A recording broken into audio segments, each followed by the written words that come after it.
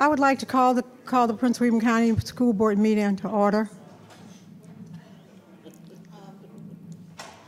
Madam Chair. A motion is ordered for the approval of the closed session agenda. I second. Who first? You did, didn't you? I can't first. Oh, you sure can. I need a motion. Who's? Madam Chairwoman, I move that the Ms. Satterwhite. I move that the Prince William County School Board approve the closed session agenda as recommended. Now I'll second. Second. Madam Chair, I second. Where is her name? There you go.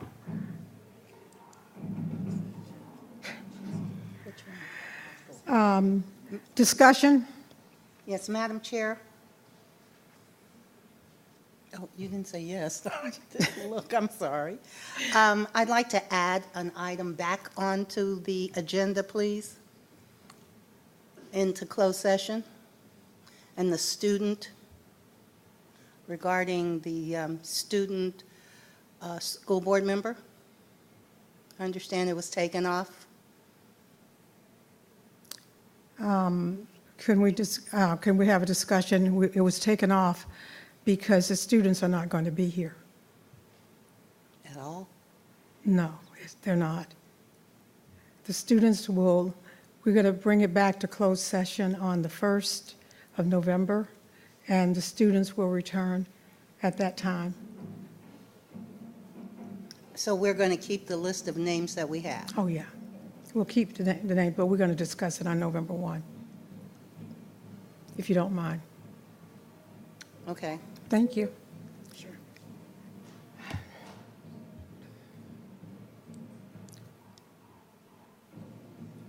Motion to go into closed session.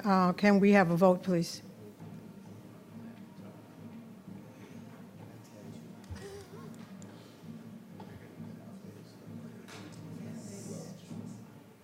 Okay.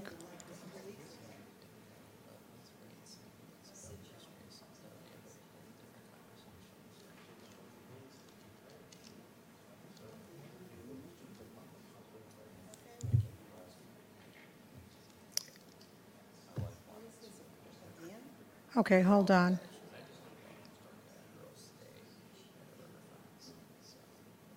I needed to put Willie not present. Yes. Yes. Are you okay with the yes? Okay.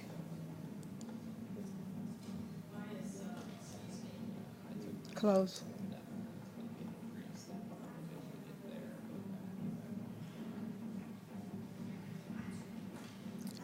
Did it come up?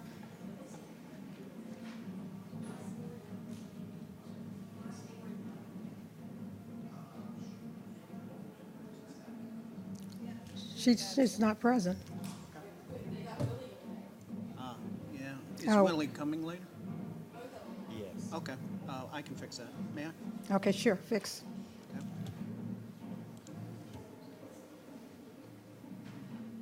Yep, that's all it was. And then we will move vote, Okay, and then Take vote. Open online okay, voting. I got it. Okay, so just, Yeah. yes. Okay, we'll do let's do our voting again, please. I'm present. And, yeah.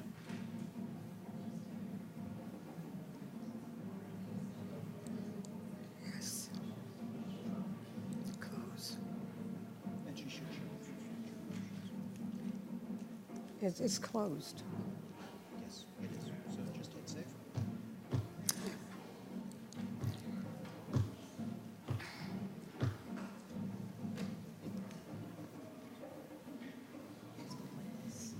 The vote is 5 yes, 2 absent, Deutsch and Williams. Motion passed. We need a motion to enter. 3 absent, Deutsch, Sawyers, and Williams. Motion passed. Okay, thank you. A motion to enter closed session. Madam Chair, Oh, Mr. Trenum. I move that pursuant to Virginia Code Section 2.2-3711, the Prince William County School Board enter closed session for the following reasons. One, to discuss and take action on the appointments and releases of specific employees under Virginia Code Section 2.2-3711A1 and 8. Two, to discuss and take action on student disciplinary matters relating to the reassignment appeal of a specific student under Virginia Code Section 2.2-3711A2 and 8. Three, to discuss and consult with legal counsel regarding requests for religious exemptions pertaining to specific students under Virginia Code Section 2.2-3711A2 and 8. Four, to review and discuss the grievability request of employee T 18-11 to consult with division counsel regarding the same and return to open session to take action on the request under Virginia Code Section 2.2-3711A1 and 8. Five, to discuss the employment of a school board parliamentarian and return to open session to take action on the retention of a specific individual under Virginia Code Section 2.2-3711A1. And six, to consult with legal counsel and staff regarding acquisition of an elementary school site under Virginia Code Section 2.2-3711A3, 6, and 8. Madam Chair. Mr. Trenum came back as a reader. Yes, he did. I need a second. Madam Chair. Ms. Rawson. I second. Vote. Please vote.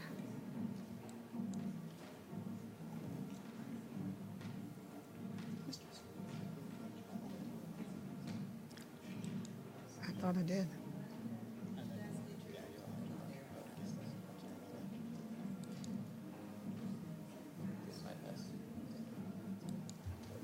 Okay, Let me show you. That All right. will happen automatically, the not present, when you hit close. okay, You don't have to mark that. okay. We're just waiting. Okay, everybody's in. Hit close online vote. Okay, I know that, but, But okay. see, Lori is marked not present now. Okay. It happens automatically. Okay, thank you. Yeah. Save.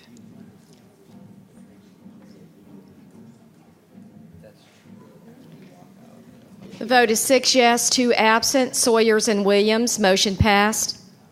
The Prince William County School Board will now enter closed session and return to open session in approximately 1 hour. The Prince William County School Board is returning to open session from closed session.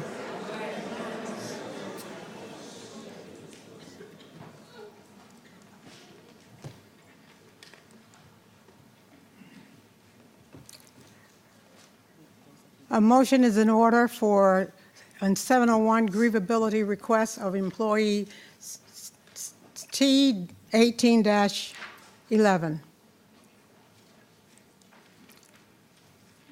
I need a motion. Madam Chair, Ms. Williams.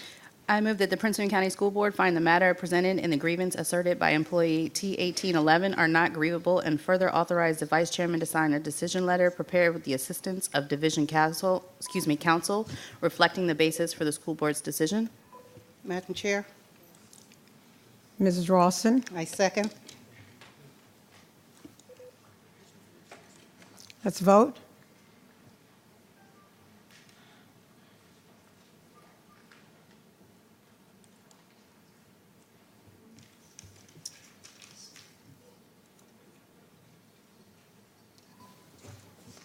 Thank you.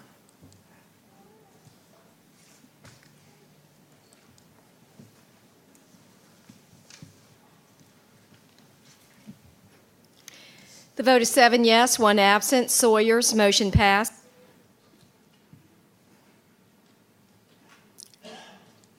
Moving on to item 702, employee-specific person as a school board parliamentarian. I need a motion. Madam Vice Chair, Ms. Williams. I move that the Prince William County School Board retain B. Thomas Belk as parliamentarian to the school board for the remainder of the 2017-18 school year, and authorize the Vice Chairman to execute a contract for such services upon terms proposed by Mr. Beck. We need a second. Madam Vice Chair. Well, Mr. Trenum, welcome back. Good to be back. I second. Thank you.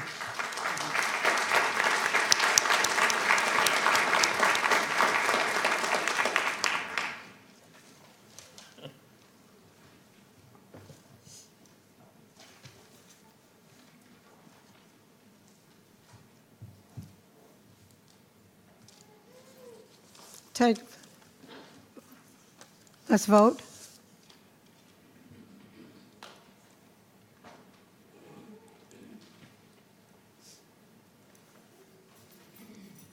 Okay, Mr. Wilk.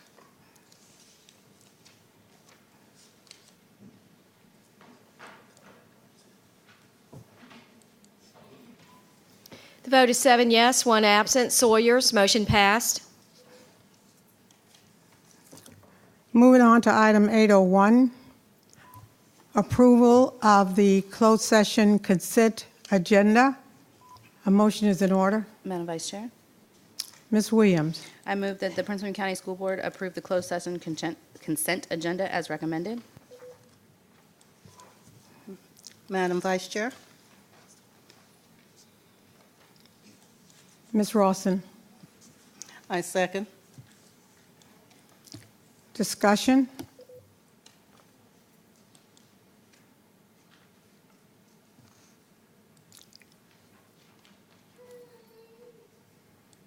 I would like to move an item off the, to discuss on the consent agenda.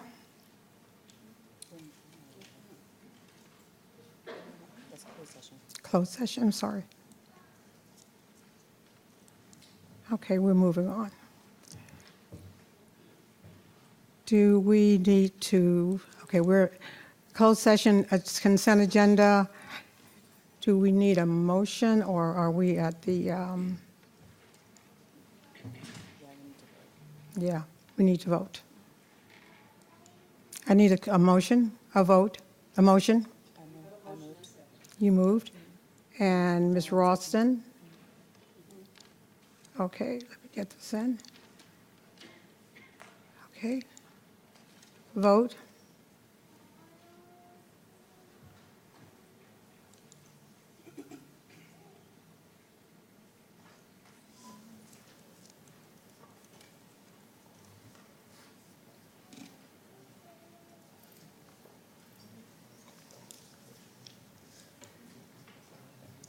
Mr. Doach. Mr. Doach? Thank you.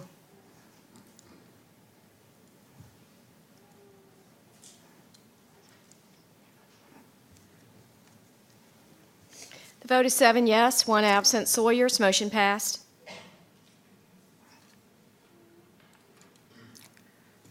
Moving on to the closed session certification. I need a motion. Madam Vice Chair, Ms. Williams. I move that pursuant to Virginia Code 2.2-3712, the closed session of the Prince William County School Board meeting of October 18th, 2017, be certified by adopting the following resolution. Now, therefore, be it resolved that the Prince William County School Boards hereby certifies that, to the best of each member's knowledge, 1, only public business matters lawfully exempt from open meeting requirements were discussed in the closed meeting to which this certification resolution applies, and 2, only public business matters were identified in the motion convening the closed meeting were heard and discussed or considered by the school board. I need a second. Madam Vice Chair, Mr. Trenum. I'll second.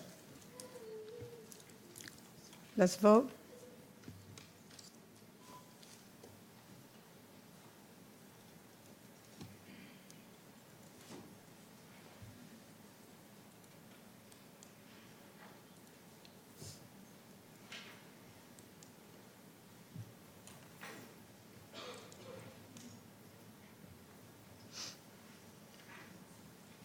The vote is 7 yes, 1 absent. Sawyers, motion passed.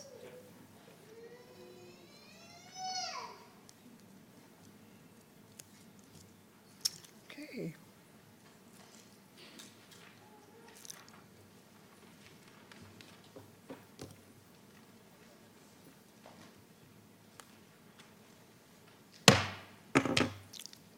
I would like to call the meeting of the Prince William County School Board to order. The invocation will be given by Bishop Leonard Lacy,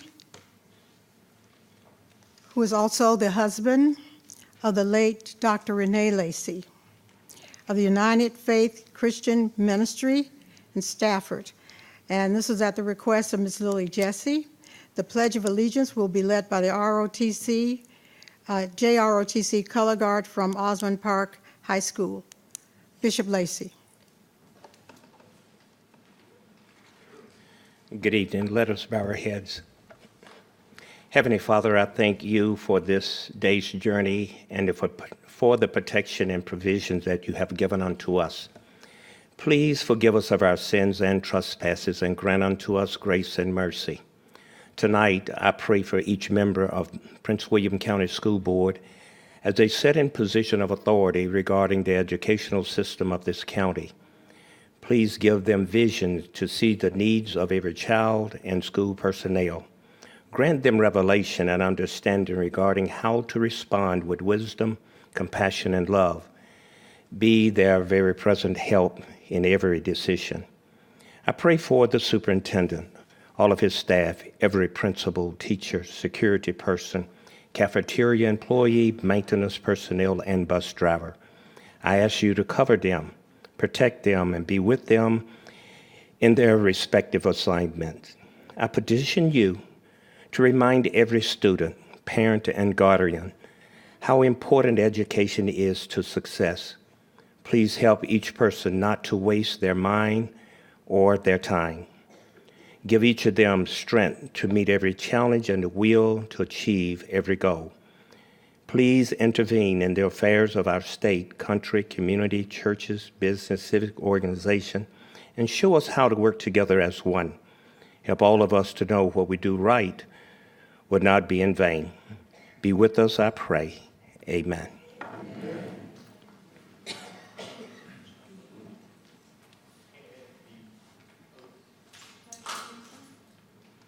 Pledge of Allegiance.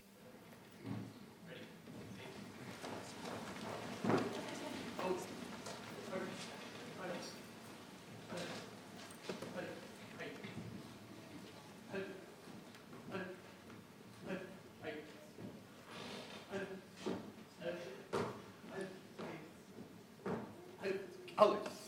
Halt. Ready. Pace. Freeze. And colors. Ready. Cut.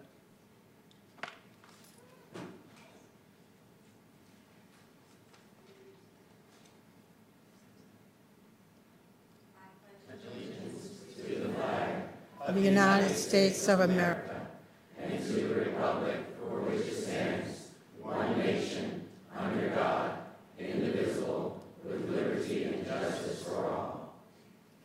Every colors. Ready. Cut. Ready. Ace. Forward. March. Left.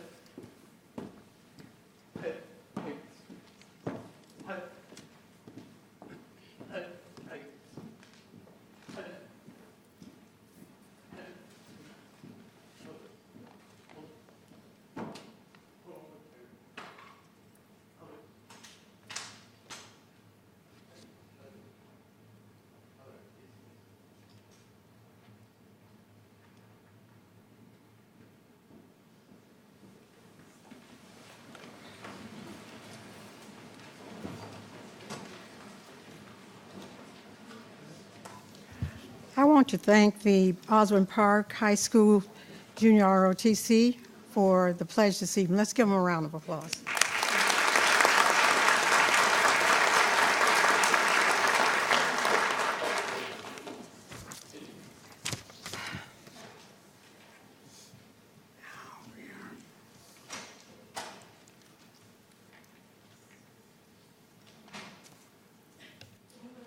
Approval of the public meeting agenda.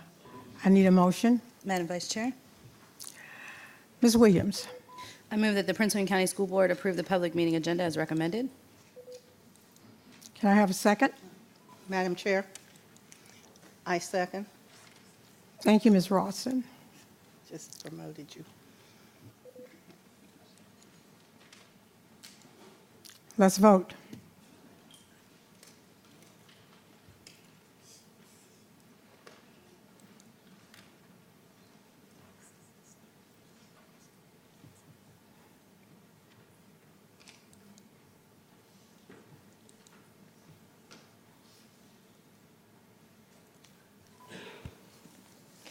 Vote is 7 yes, 1 absent. Sawyers, motion passed.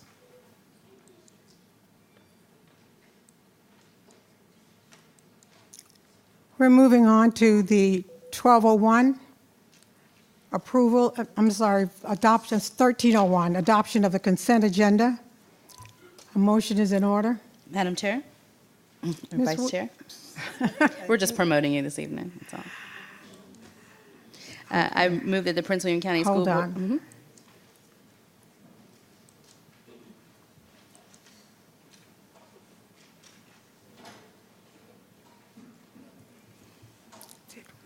Mhm. Got it. Okay, Ms. Williams? I move that the Prince William County School Board approve the public meeting consent agenda as recommended. Second? Do we have a second? Madam Vice Chair, I second. Now, on discussion, on the consent agenda, I'm asking that we pull item 1308, the recommendation to name the Library Media Center in the Independence Non-Traditional School as Renee Lacy Learning Center in her honor.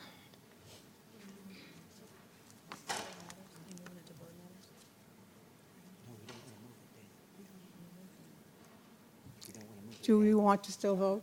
Yes, vote. Okay, yeah, we'll vote. Okay. Let's take the vote.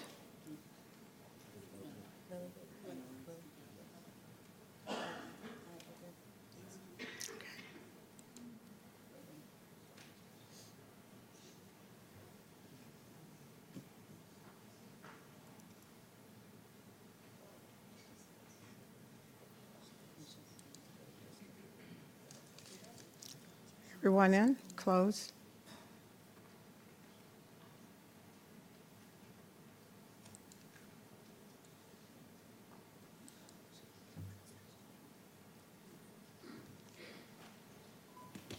The vote is 7 yes, 1 absent. Sawyers, motion passed.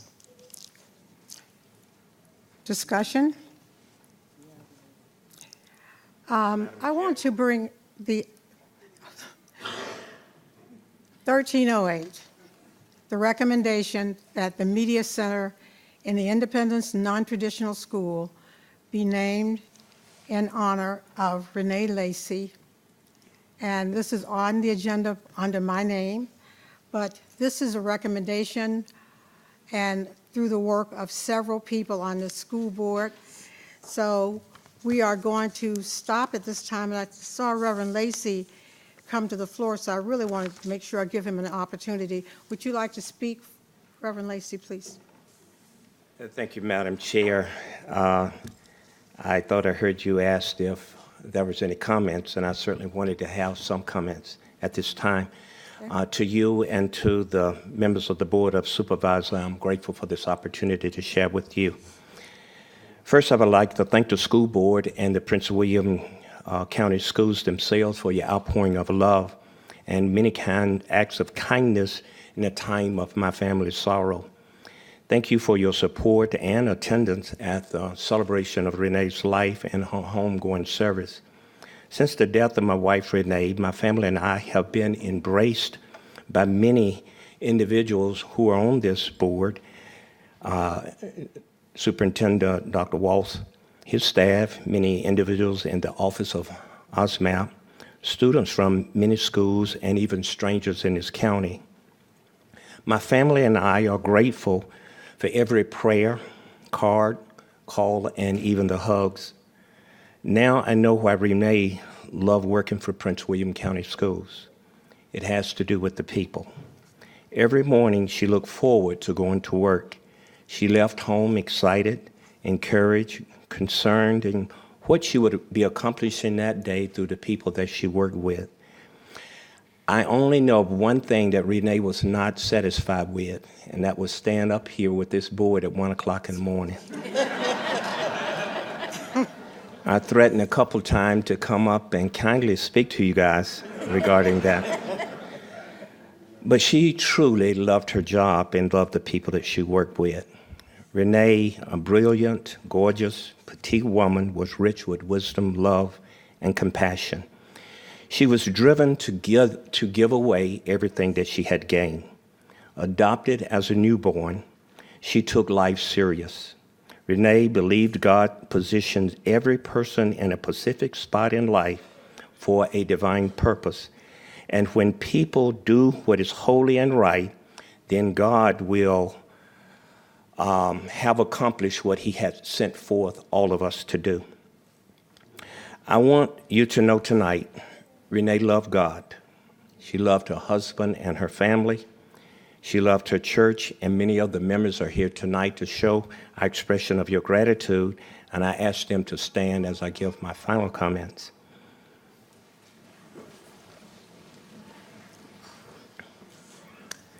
Renee loved people.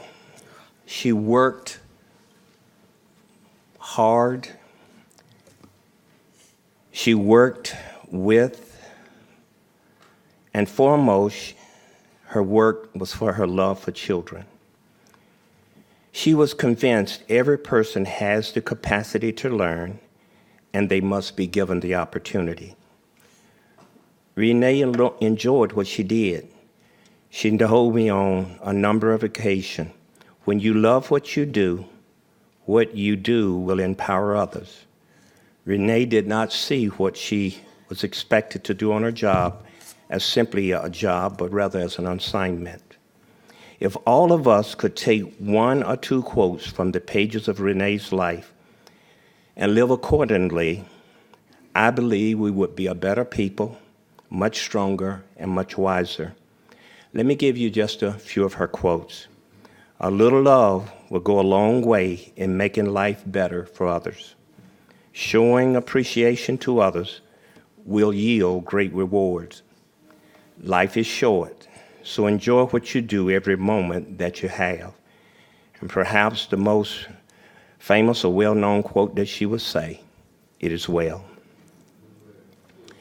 Madam Chairman and members of the school board, since the death of my wife, I have wondered and regarded over and over again in my heart all that Renee gave, said, and did to lead others to learn and achieve more. I wondered if it would be forgotten. I have rehearsed over and over in my mind how she labored, and I wondered if that labor would be in vain. And from what I have heard and I see on that pulled agenda, by naming the Library Media Center and the Independent Non-Traditional School as Renee Lacy Learning Center in her honor, will allow what she loves so dear not to be in vain, but to live on. Now I know what she did will surely not be in vain and never will be forgotten. So my family and I are deeply grateful for your response to honor her. Thank you so very much.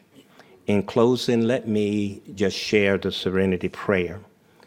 God, grant us serenity to accept the things we cannot change, courage to change the thing that we can, and wisdom to know the difference. May the Lord bless you and keep you and continue to lead for the betterment of our children and community.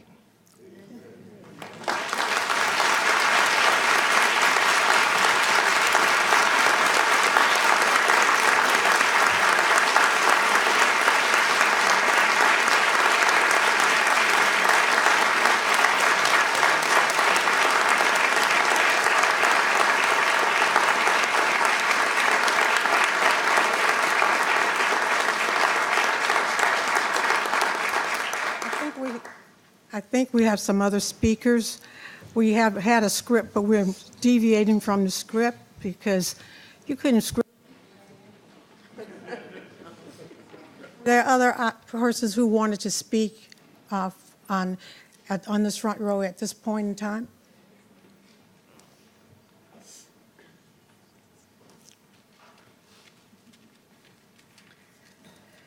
So good evening, Vice Chairman Jesse, school board members, and Dr. Waltz. I'm Rita Goss, Associate Superintendent for Student Learning and Accountability, and this is Allison Norse-Miller, Retired Associate Superintendent and the Acting Director for the Office of Student Management and Alternative Programs, the office previously led by Dr. Renee Lacy.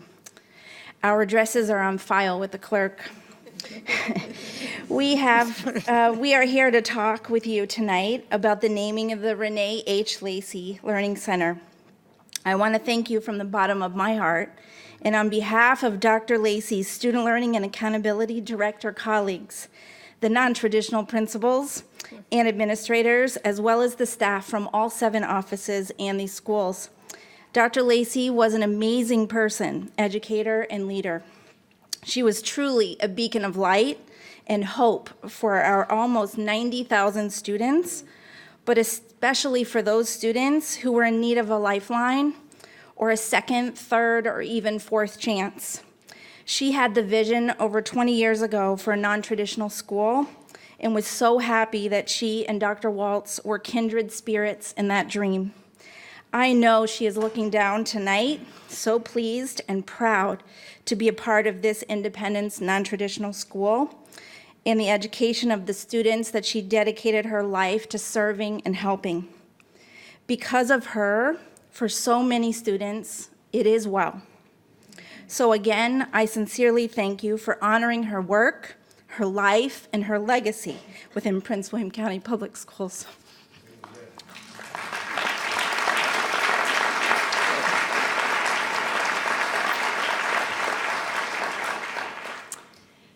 On behalf of the Office of Student Management and Alternative Programs, I want to thank you for acknowledging the lasting contribution that Dr. Lacy made to our school division through the creation of the Renee H. Lacy Learning Center at Independence Non-Traditional School.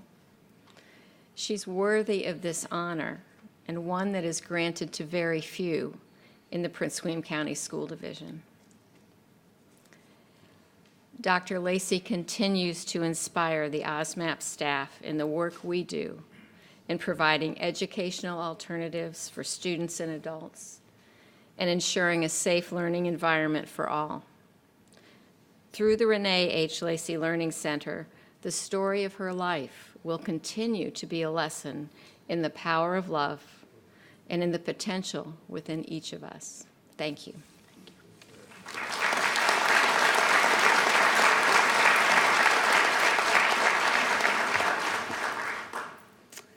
Vice Chairman Jesse, members of the school board, and Dr. Waltz. My name is Katie Burke, and I'm the Executive Secretary for the Director of OSMAP. Thank you. For the last few years, I've had the privilege of working with Dr. Lacy as her secretary, but tonight I have the honor of speaking to you on behalf of her daughter, Amanda, who is currently working overseas. Okay. Good evening. It took me a long time to write this, and I kept reaching for the right words to say. When it hit me, there are no right words to say. Dr. Lacy was so many things to so many people. She was a friend, a therapist, a writer, a confidant, an ear to listen, an arm to hold. But to me, she was all of that and so much more because she was my mom, who I love more than anything in this world. And tonight you gather to give consent to name the Learning Center after my mom. The honor that bestows upon her truly speaks the legacy my mother left behind in Prince William County schools. As a Prince William County graduate myself, my mom and I grew in Prince William County schools together. I spent afternoons with her in between games on track meets when she was a guidance director. I spent nights with her visiting night schools.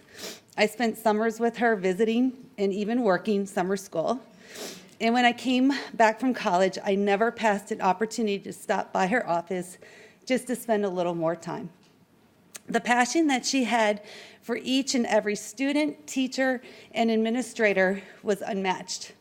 And what amazed me even more was the amount that it was reciprocated. See, people respond to you when they know you care about them. And at times, I selfishly thought, she's mine, and I don't want to share. But I could never deny how much people responded to her. Responded.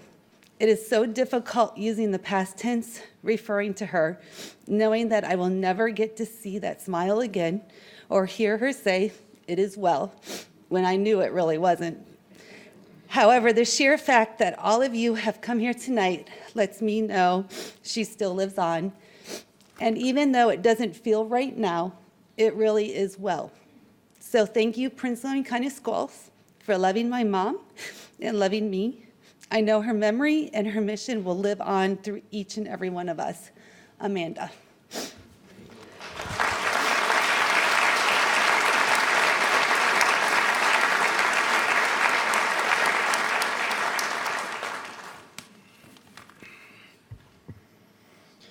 Good evening, Vice Chairman Jesse, members of the board, Dr. Waltz. My name is Robert L. Icorn, principal of Independence Non-Traditional School, and my address is on file with the clerk. I speak tonight in honor of my colleague, Dr. Renee H. Lacy.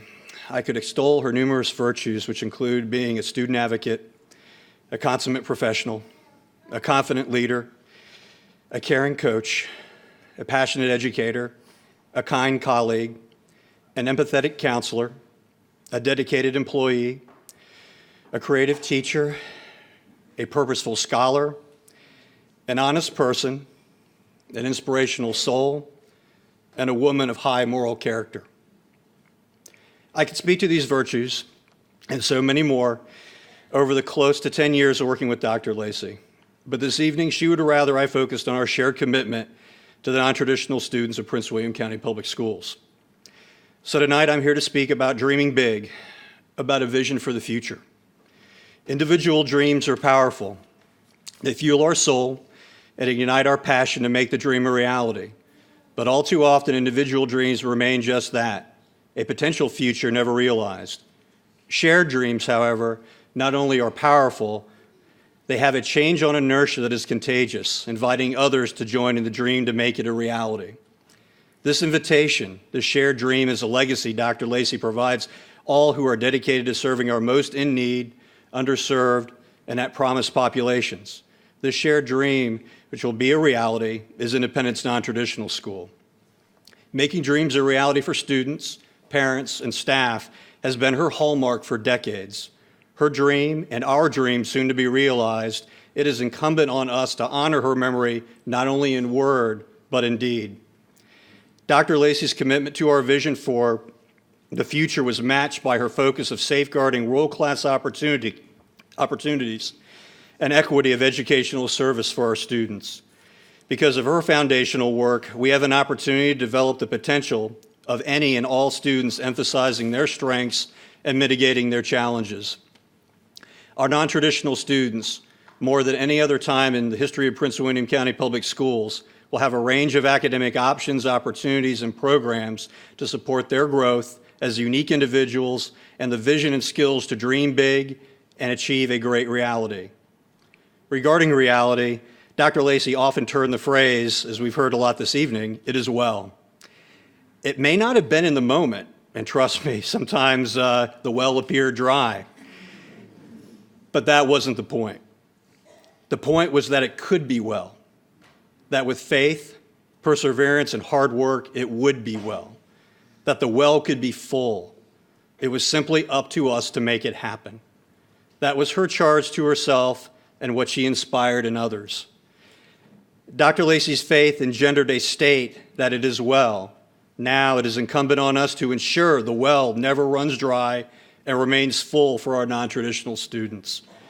Thank you for honoring Dr. Lacy. It means more than words can express to me and all the staff of our non-traditional schools and programs. Thank you.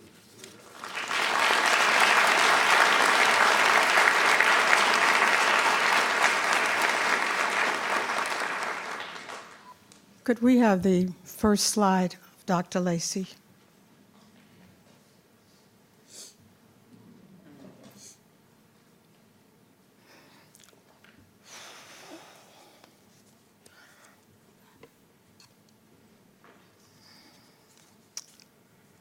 Okay.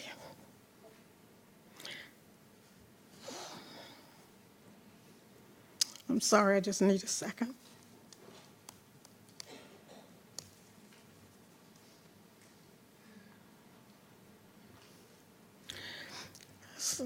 Several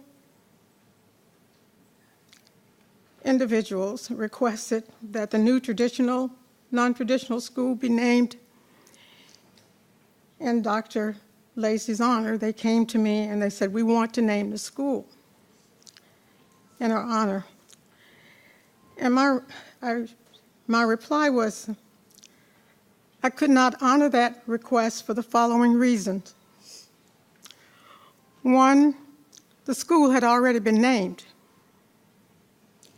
Moreover, the school had been named by students at the request and the support of Dr. Icahn and Dr. Renee Lacy herself. Finally, after consultation with Bishop Lacy, I was reminded of Dr. Lacy's commitment to high level of learning for all students, and that was her legacy. I consulted with Bishop Lacy,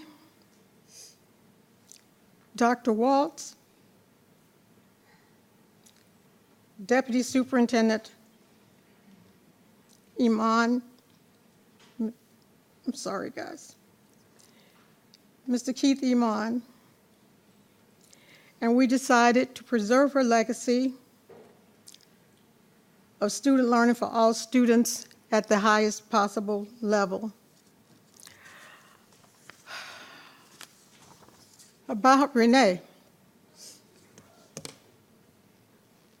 She was the director of the Office of Student Management and Alternative Programs, known as OSMAP.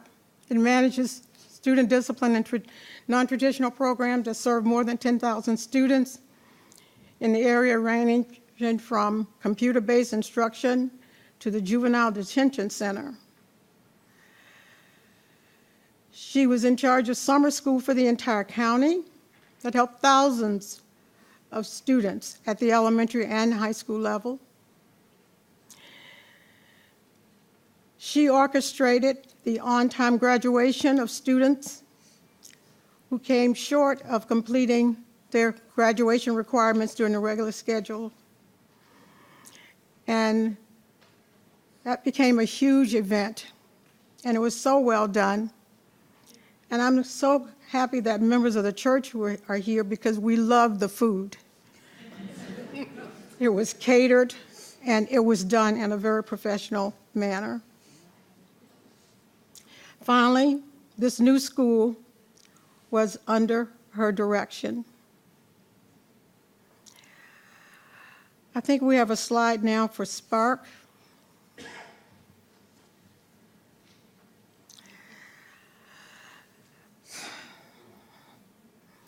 To help build that legacy, Spark and student learning has created the Dr. Renee Lacy Scholarship Fund.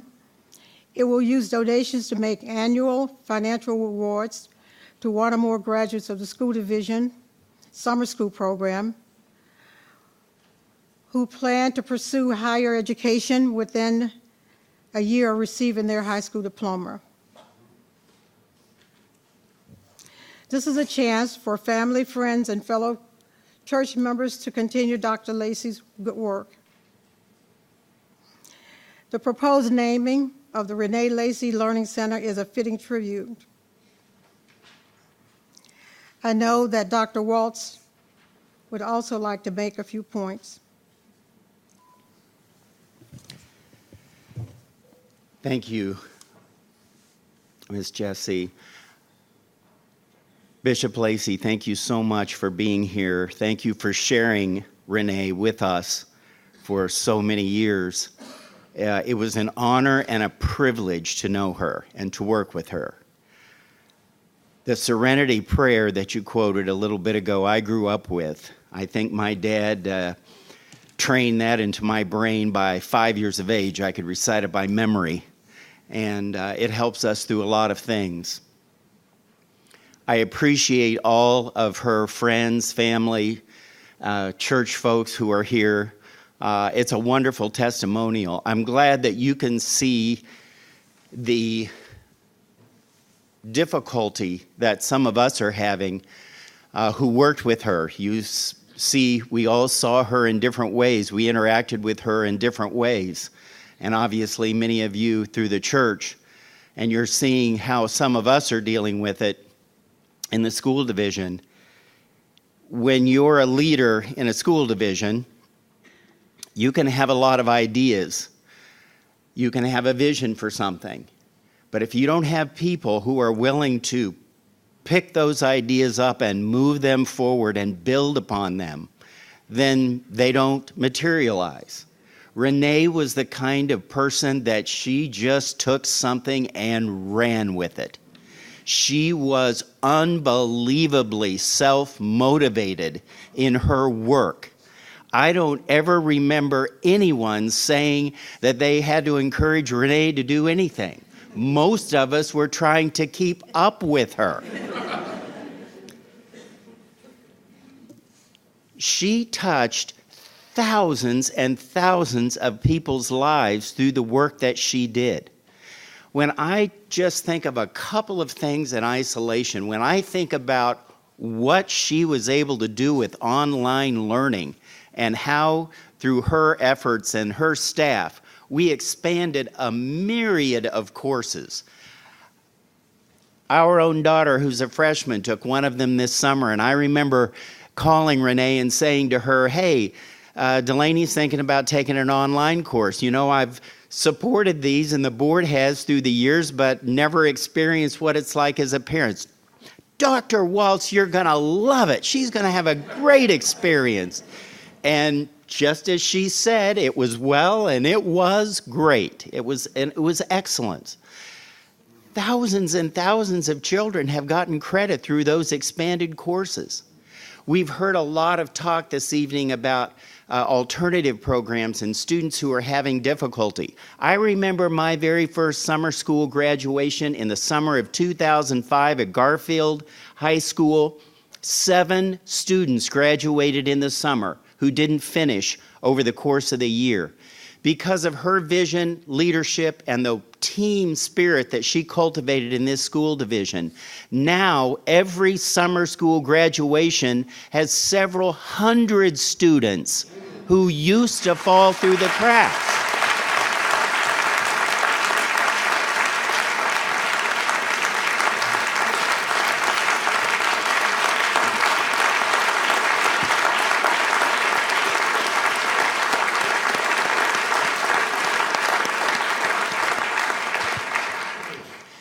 You know, if any of you follow the school board and their work, and you hear comments about helping all children to succeed and closing the achievement gap, when you go from 7 a year to several hundred, that's how it gets done. And she would spend the time and effort, if she had to, right down to an individual child and a personalized plan to get them back on track if they had made bad decisions or poor decisions. She was there for every kind of kid you could imagine, and for their parents as well. And she did her work unafraid. Sometimes when you deal with difficult situations and challenging children, sometimes parents are very distraught. Sometimes they feel disenfranchised and unconnected from the school or the school division. She would reconnect them. She would show a personal interest and a personal commitment to the point that they would work with her and with our school division to help their child to be successful. And she personally helped turn around child after child after child. You know, you heard a lot of eloquent speeches. I didn't write one. Thank goodness Mrs. Jessie said to me, she said, Steve, don't worry about writing a speech. You got church people here. Just speak from the heart.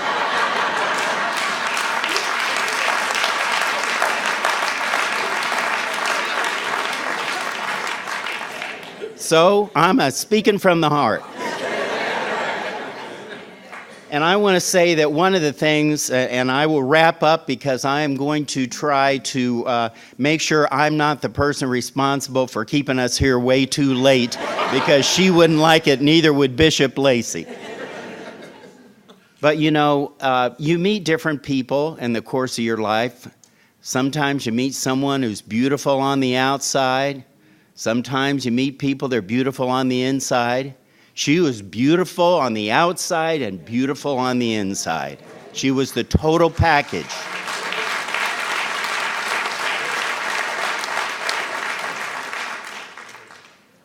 I'll end by saying one of the things I'm the most grateful for, and by the way, I always called her Renee. I have a great respect for people who get a doctorate degree. It isn't easy. I have one. But I always called her Renee. She never called me Steve. She always called me Dr. Waltz. But shortly before her very untimely passing, we crossed paths right out those doors. I was coming in about the same time she was coming in. And she had had a few health issues, but you never know these things with her, because this whole business about it as well was about her own personal journey and her own personal desire to be positive and to be well. So we had this great conversation, and she said, you know, I'm bouncing back, things are good. I'm so happy to be back again, and there's so much work to be done. And I will say this, that again, if you follow any of the school division, you know a big school system like this has a few challenges. And I have a few of my own in the school division. But I will say this, every single time I talked to Renee Lacy, I felt better about my work and myself, including the very last time I spoke with her. So I know for sure that God has another angel up there, and she's flying around here looking over all of us, and she will absolutely be remembered and live on through the lives of so many students and adults who she touched. We loved her.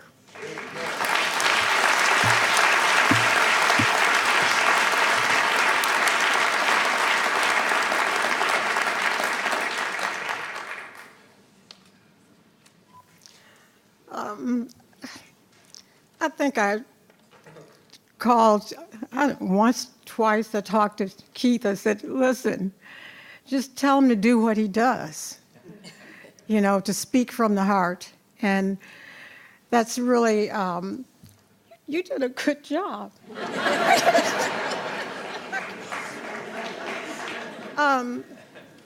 Members of the board, those of you who would like to make comments, please.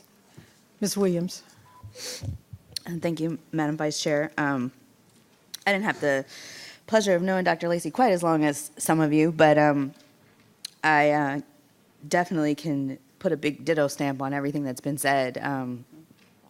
As a former Prince William County student myself,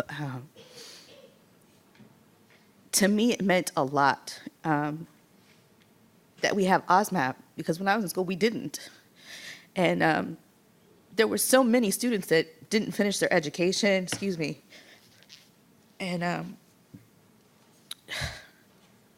without a doubt, Dr. Lacy contributed to not only saving the educational career of students, but in some instances, the lives of students, because she respected all of the students. For me personally, I can identify Dr. Waltz, you know, calling Dr. My son needs summer school. I don't know. I don't even know where to find it. And she, don't worry, Ms. Williams, and we'll get him straight. And I'm calling, oh, there's a few students here at this school, and I don't even, you know, I don't know what to do. Oh, Ms. Williams, it'll be fine. And the comfort every time she answered the phone or you spoke to her, her voice was always the same. And people who know me can attest to the fact that I am not always calm in any way, shape, or form. And even with this past summer school, I was so hot, something had happened at the school, and I call, and Dr. Lacy picks up the phone. I go, Dr. Lacy, I can't even yell at you because you're just so awesome, and I know that you're in charge of everything, but I just can't because you care. You make the difference.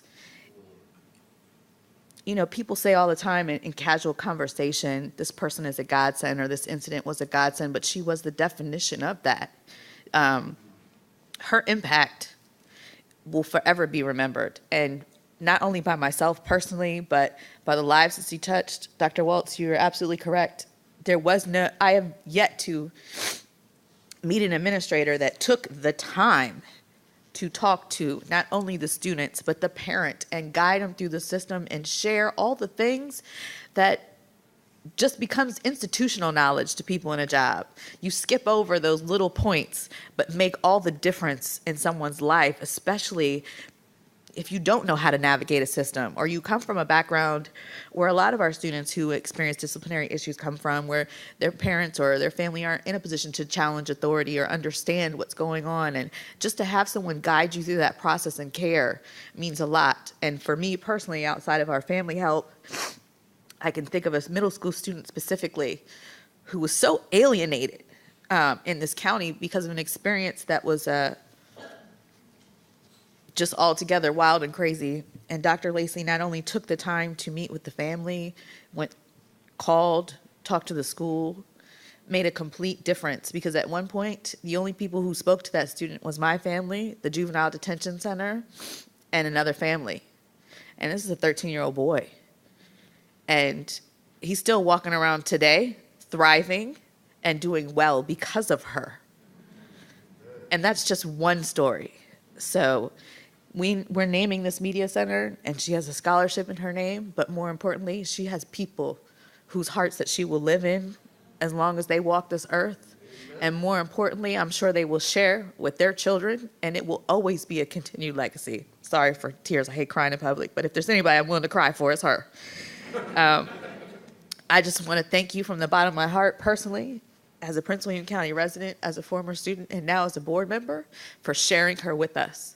Because while she spent all that time away from you, she saved many lives, touched us, and for me personally will always live on. And I thank you so much.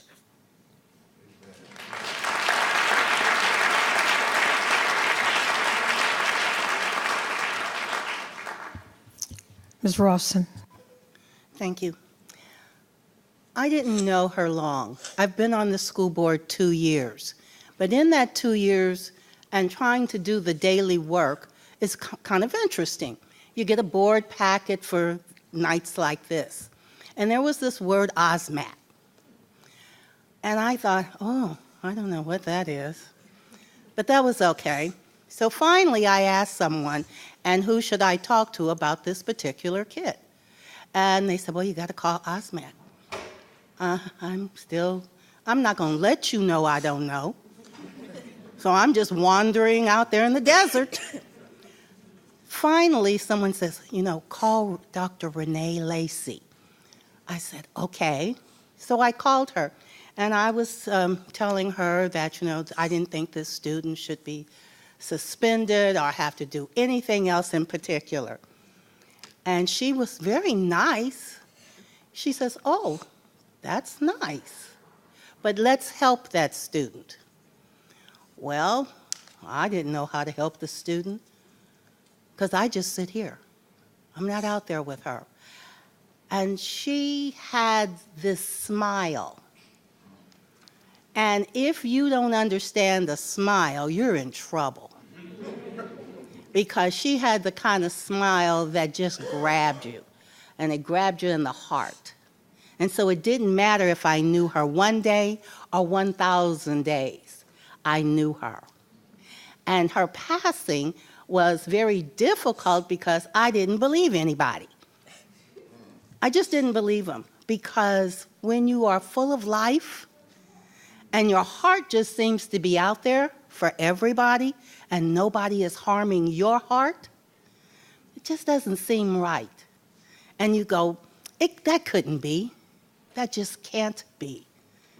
But it was. So I'm wondering, and maybe Bishop, you can help because you're a religious person. And I don't know the answer to everything, sometimes not much. But does God hand out offices? Because he needs to, because I know he has a worker. So I believe that she found an office And she works every single day to watch over all of us.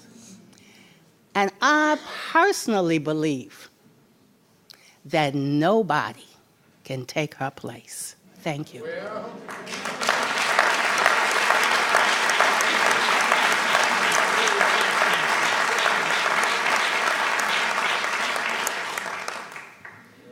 Wants to make a comment? Ms. Jessie. Mrs. Satterwhite, and then Mr. Trenum. Okay, it's really hard to follow Diane and Lori. Working with Renee was an absolute joy. And I feel so blessed to have gotten to know her. But I have to tell you, I didn't know until after she died that she was a pastor and that she preached in your church. And somebody from the church shared a video, and I bawled my eyes out when I watched that video. And I thought, oh man, I wish I'd had the opportunity to talk to her about all of this. But she was a delight to work with. And I can remember the last long conversation we'd had was a year ago in October, it was during the non-traditional education conference. And we were talking budget. And she's, Allison, actually she said Mrs. Satterwhite, because she would never call me Allison. I might need some help on budget. I said, you tell me what you need and we'll work on it. And she was so passionate and always working hard for her kids. What could she do next for her kids? And she inspired all of us. And with OSMAP, she was helping us to understand the stories behind the kids. And one of the things that I learned working with her was to see the need behind each case. And so much you'll see in the news about all the school to prison pipeline. Well, in Prince William County, that's not the case because of people like Renee. Because Renee worked so hard to work with our students to try and keep them from going that route, to try and give them the help they need before they got to that point. Or if they did get to that point, how can we pull them back in? How can we get them back in to finish their education? How can we help them become those productive members of society and help them become thriving adults? And she was so passionate about what she did. And she showed us why it's helpful to help a student get that extra help that they need, and why it's good to move them out of their school sometimes to put them in that non-traditional setting. Because in their school, all right, they might be happy there, but they're failing. They're not thriving. They're in trouble. But yet if we put them in that right setting, we can point them in the right way, and we can help save not just their academic career, but like you've heard, help save their life and change the direction of their lives. And that's something that, for me, it got me excited about what we were doing to make a difference in the lives of these students and in their families. And I'm excited here in Prince William County Schools that we give students that opportunities. Because when we go to conferences around the state and nationally, we talk to people in other school systems who don't have that Dr. Lacy, who don't have the programs that this school system supports. And Bishop Lacy, again, I just want to thank you for sharing Renee with us. Because I know we had a lot of late meetings. Then there were the Wednesday night appeals and all the other things that she did. And thank you for sharing her with us. She was a true blessing to each and every one of us and all the students whose lives she has touched and will continue to touch. So thank you so much.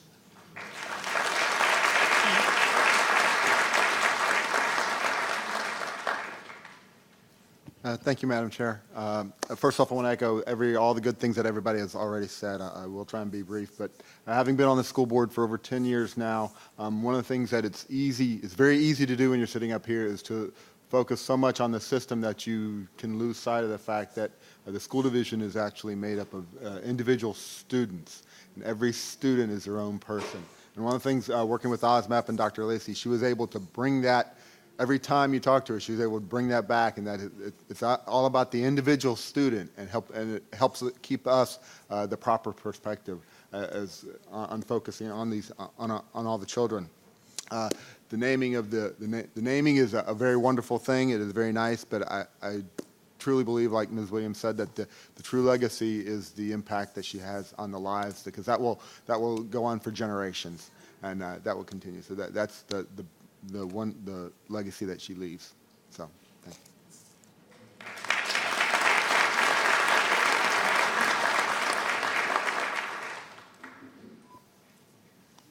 Thank you, Madam Chairwoman. Yeah, I think one of the hardest things as a board member to do is to decide what to do with students who have made mistakes.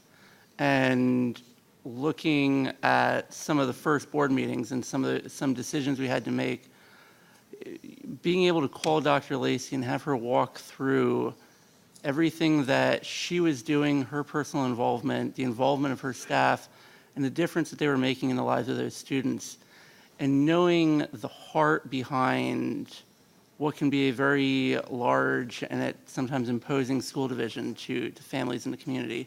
But the heart that she was able to communicate in terms of love and care and support to make sure that things were improved and make sure that there were educational opportunities was a beautiful thing to see and reassuring as we worked through cases we have to deal with on a regular basis. And when being able to call her up and just hear the passion and the joy and the love she had for her students and the time that she had poured into each and every one of them was an incredible thing. And she was one of those women who just lit up your room, just lit up your heart as you talked to her. Just the joy that overflowed out of her. And then last summer, I had a situation that very few people hopefully have to deal with of, on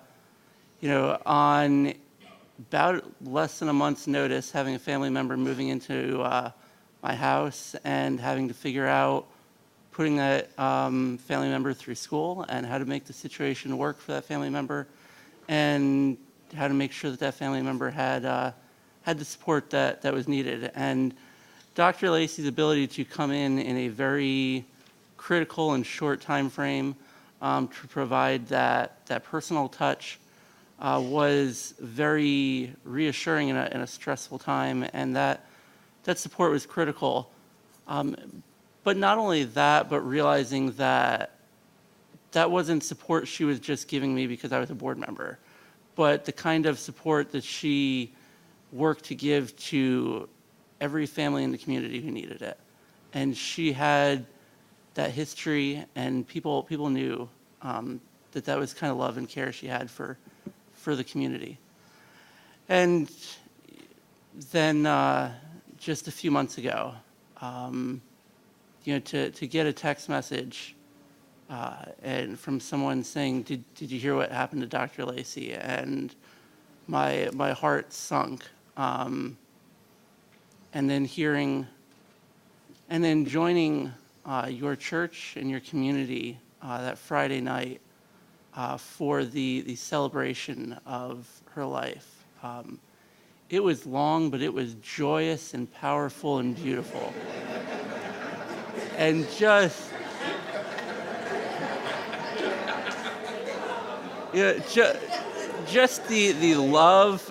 the love and the celebration as choral groups and ministers and people who knew her life came forward to share the joy and the love that radiated from her.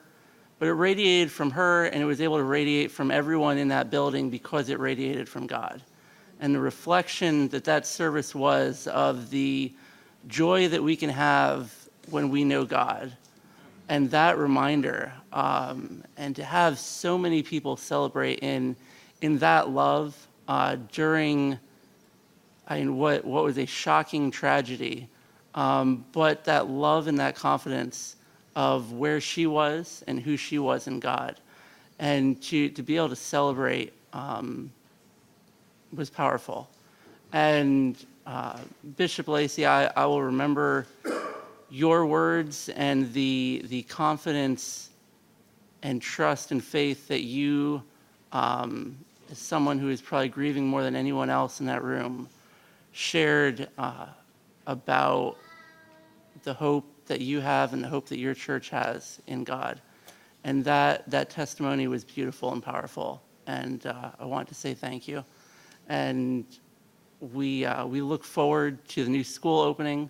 It is in many ways that school is her legacy, as it is the the continuation of her dedication to alternative education here in the school division, and in many ways an outpouring of the vision that she had for students everywhere. And she will be missed. She will be in many ways irreplaceable, but for a large school division, she made sure that we weren't just a large school division, but that we were a school division that cared for students. And that is a powerful testimony.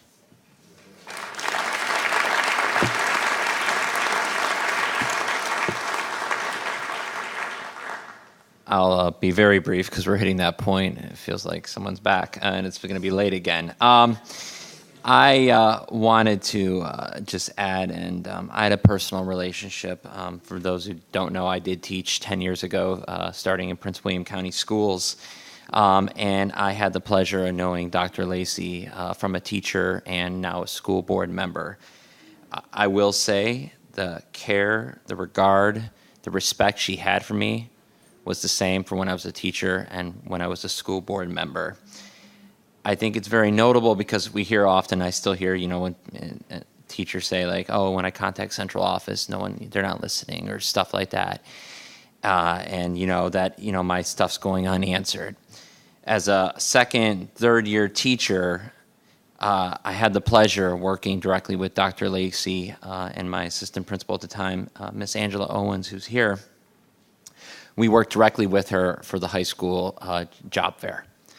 And to have someone in central office empower a new teacher and give them the encouragement and actually the time of day to listen to them and respond to their emails and coach them, it was remarkable. And 3 years straight in a row, she and I worked together, ended up leaving teaching and coming back, but that same type of respect and collegiality was there. And I'd like to think that I would not be in this position today without her support very early on in recognizing leadership and talent. So I thank her, and we will miss her.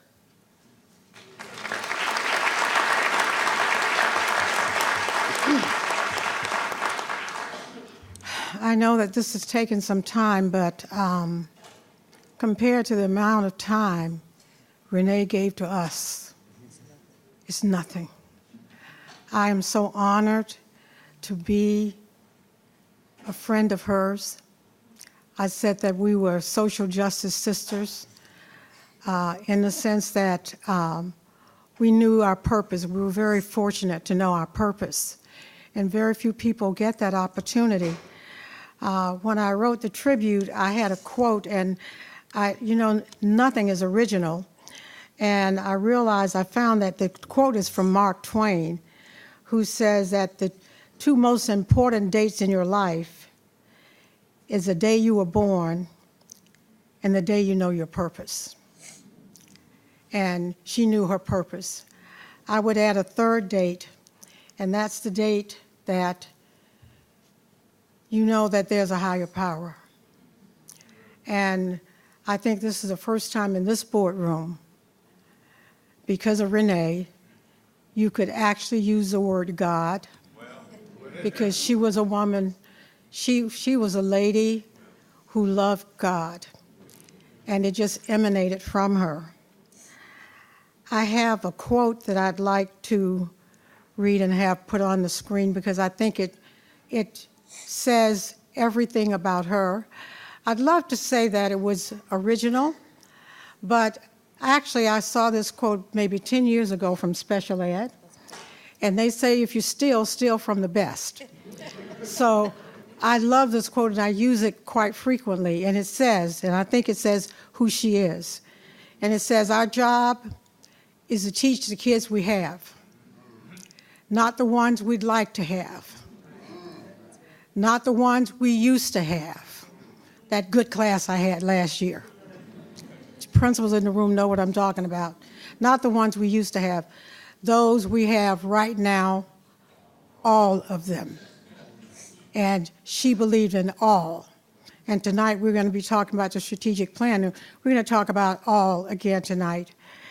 It is an honor to know her, to be in a position where we can preserve her legacy, and I'm just grateful for the opportunity to be in that position, to work with this board, and to Mr. Iman, you're phenomenal, because, we struggle with what to do. We talked about a hallway, we talked about everything, but Dr. Waltz will tell you something else that I said to him. I said, wherever her name is, it has to be seen from outside. So I'd like to show you the rendition. And you will see that it says Renee H. Lacy Learning Center.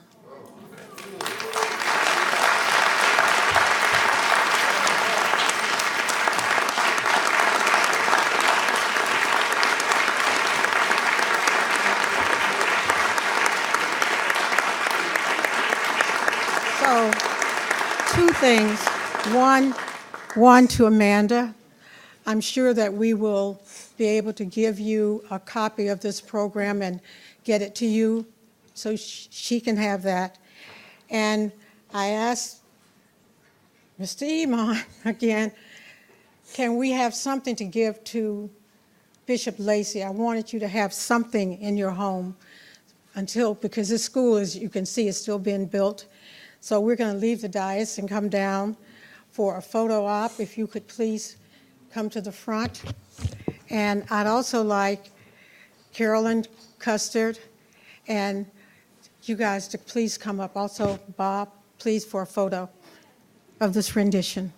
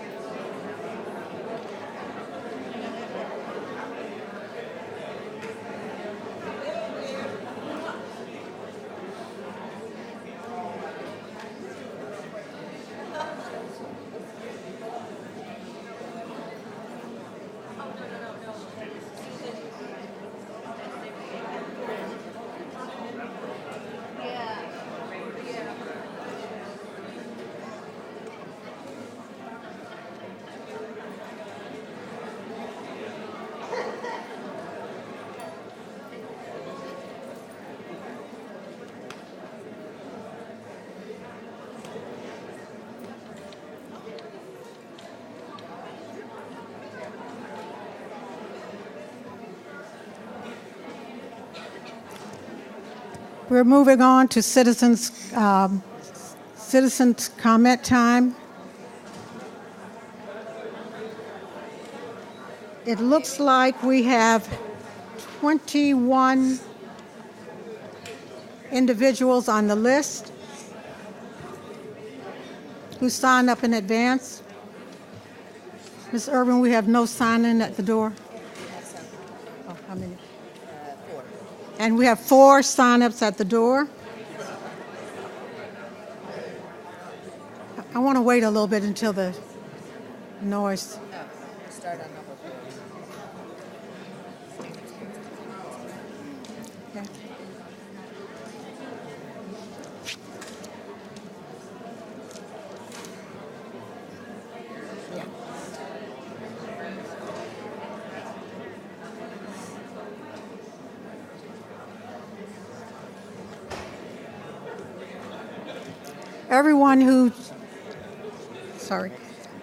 Everyone that signed up in advance will have a chance to speak.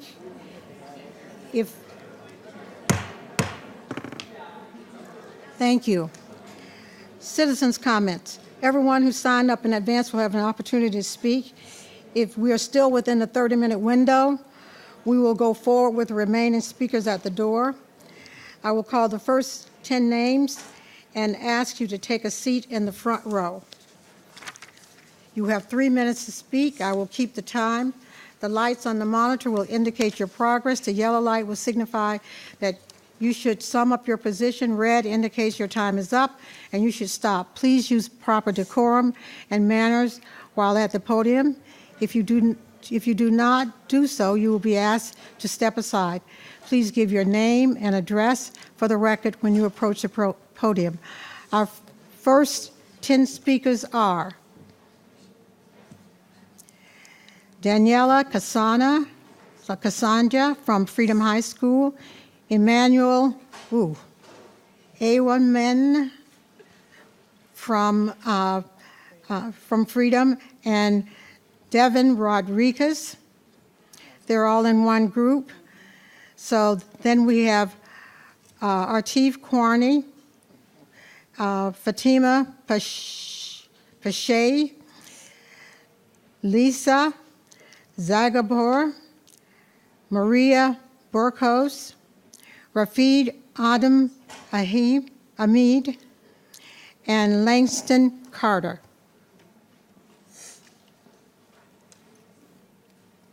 Okay. You're first. You may speak. Good evening, ladies and gentlemen of the Prince William County School Board. My name is Daniela, and it is an honor to have this opportunity to speak on behalf of my school. I'm a senior at Freedom High School, swim team captain, and the 2017 Homecoming Queen. I plan to attend Virginia Commonwealth University and study nursing. My name is Devin Rodriguez. I am a senior at Freedom High School and the current SCA president. In the fall, I plan on serving my country as a United States Marine. My name is Emmanuel Ajimang, and I'm a senior at Freedom High School. In the fall of 2018, I plan to attend the VCU to study physical therapy. And we are the drum majors of Freedom High School Soul Squad. Being a member... Thank you. Being a member and student leader of the Freedom High School Soul Squad has provided me with tremendous opportunities to grow as a student and person. Our band director, Mr. Thomas Thurgood, has taught us the power of hard work, creativity, and unity. As the only high-stepping show-style band in Northern Virginia, we are proud to carry on a tradition that focuses on precision, musical excellence, and show-stopping performances. We are proud to use our talents and skills to represent our school and Prince William County. When you see our smooth moves and entertaining shows, just know, just know that what you see is not only a reflection of our band, but of the entire student body, faculty, and staff of Freedom. We are simply reflecting the standards of excellence we are being taught at Freedom High School. In our school's 13 history, we have celebrated many Freedom Firsts. Our school is fully accredited. We have 11 AP scholars, 2 AP Scholars with Distinction, and 1 National AP Scholar. Our football team is undefeated and ranked #1.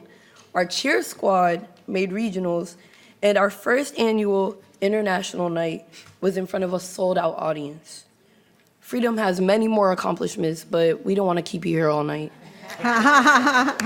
But we do invite you to come to visit our Freedom family. We are a diverse group of students, teachers, and a staff with one goal: to be great. On behalf of our principal, Ms. Bryant, thank you to the Chairman Sawyers and Woodbridge Representative Lori Williams for the honor of being here tonight. Thank you to each of you for all that you do for the students and families of Prince William County. And from all of us, thank you. Good night. Thank you. Thank you.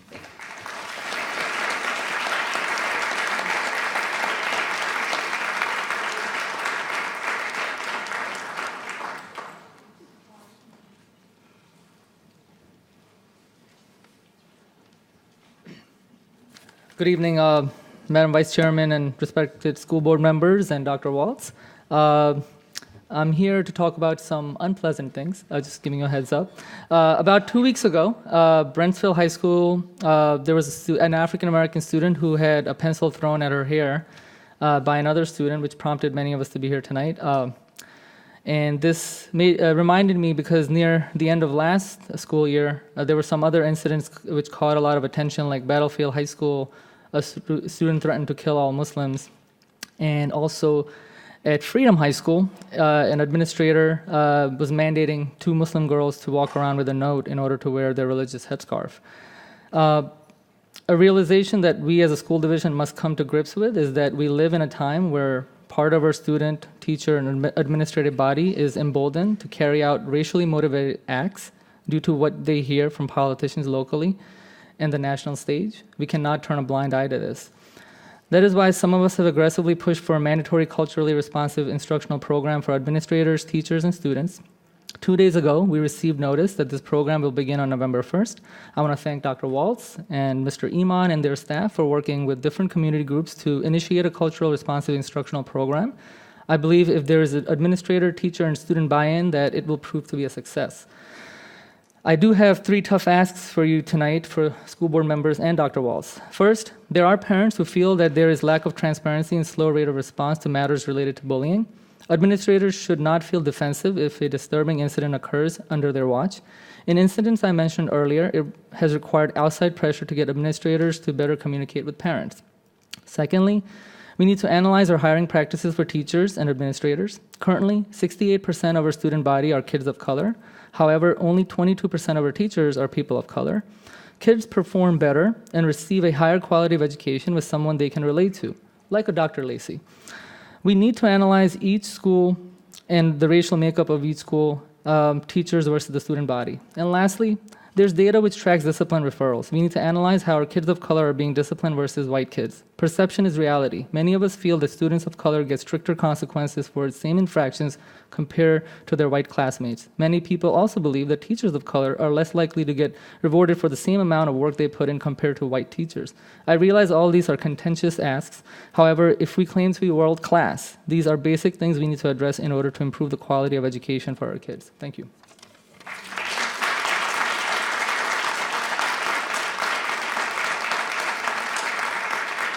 Fatima. Good evening. My name is Fatima Pashai. I live in the Coles District. My address is on file. I'm also here tonight to talk about the incident that occurred at Brentsville High School. I was very upset about this. I have 2 kids in the county school system myself, and I'm concerned that the school did not take appropriate steps to protect the young African American female student from her abusers. As we all know, this was not an isolated incident. This was a series of incidents that occurred that involved the same group of girls. Teachers and other students were aware of the incident. Nobody reported it. This was more than bullying. This was a racially motivated attack. If the story were reversed, if the victim was white and the aggressor was black, I have no doubt in my mind that law enforcement will be involved. No doubt. Do board members here even understand the history of the pencil test? Mr. Trenholm, you just came back from Africa. In South Africa during apartheid, they used to put pencils in people's hair to figure out how black they were. And if the pencil dropped, that meant they were white enough to pass as white. And if it stuck in the hair, then that person was considered either colored or black, and then they would be treated appropriately based on the pencil test. It was used to degrade and humiliate black people in South Africa. And now I don't think the girl that was throwing the pencil was reading up on apartheid in South Africa. If she was using pencils as weapons, I doubt if she was a good student. But the tactics she used were no different, and the effects were the same. Racism is toxic in our schools, and we have to stand united against it. Last year, my son on the school bus was taught the N-word. He did not know the N-word before that because we use a lot of words in our house, but that's not one of them. I reported it to the school. The kid was verbally reprimanded, and that was the end of it. Now, this is an 8-year-old. He learned it from an adult. We have 14-year-olds throwing pencils at black students. We have maybe 20-year-olds in Charlottesville with tiki torches. This is the path. This is the projection. And we have to stop it early. We have to deal with it when it happens in the school. Saying I'm sorry is not enough. You can't give these offenders second, third, fourth chances. Because who are we really protecting? Is it the victim or the victimizers? I don't like seeing our school on the nightly news either, but perhaps a little public shaming will do a lot of good. And I think hearing about Dr. Lacy and her memory and her legacy, I think we have to do the right thing here, and if we have to hold people accountable for what's happening in the schools. Thank you. Thank you. Lisa. Good evening. My name is Lisa Zargapur. I reside in the Coles District. My address is on file. I brought with me a pair of shoes. They say you can't really know somebody until you've walked a mile in their shoes. These are my shoes, by the way, but I have 3 daughters, and they have also worn these shoes. So I wanted to share with you some things that my children have heard while on Prince William County property on the bus or in school. So on the bus, this was last year. Look out, ICE is coming. Between classes at Osborne Park High School. Go back to your country. You don't belong here. And inside a classroom, during a discussion, we should just nuke the entire Middle East and turn it to glass. My husband is from Afghanistan originally, so I stand before you, probably you're a little confused, but my children look a little more like him. So that's where maybe they get some of these comments. I don't believe it's fair for them to hear this, but they handle it with grace. They also never tell me when it happens. So I am never able to just go to the school and say, hey, this might be a problem. I hear the story 6 months later, and that doesn't help anybody. So I'm concerned about this. I also happen to be a teacher. I teach in Fairfax County, and I do know that anytime you see bullying or microaggressions or anything questionable, you deal with it right then. So I have brought you all a gift. There's 3 articles. One talks about what the bullied mind does, what happens. It shuts down, essentially. No learning can happen when you are worried about what someone says or could say or has said or will say. So that's what this first article is about. The second one is about teaching acceptance. It's been said, I don't want to be tolerated, I want to be accepted. So it's guidelines on that. And the last one comes from the School Board Journal, and it's research, It's about what school boards can do, what policies you can put in place, what things you can require of your schools, your teachers, your students, your parents. Just things for you to think about. I brought these gifts for you. I don't know where to leave them, but okay. And those were just my thoughts for the evening. I was a Prince William County student. There was bullying when I went through school. We know that happens. But I think in today's political climate, we have to be a lot more careful.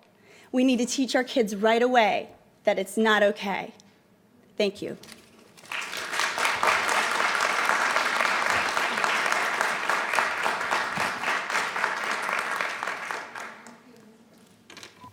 Mrs. Burke.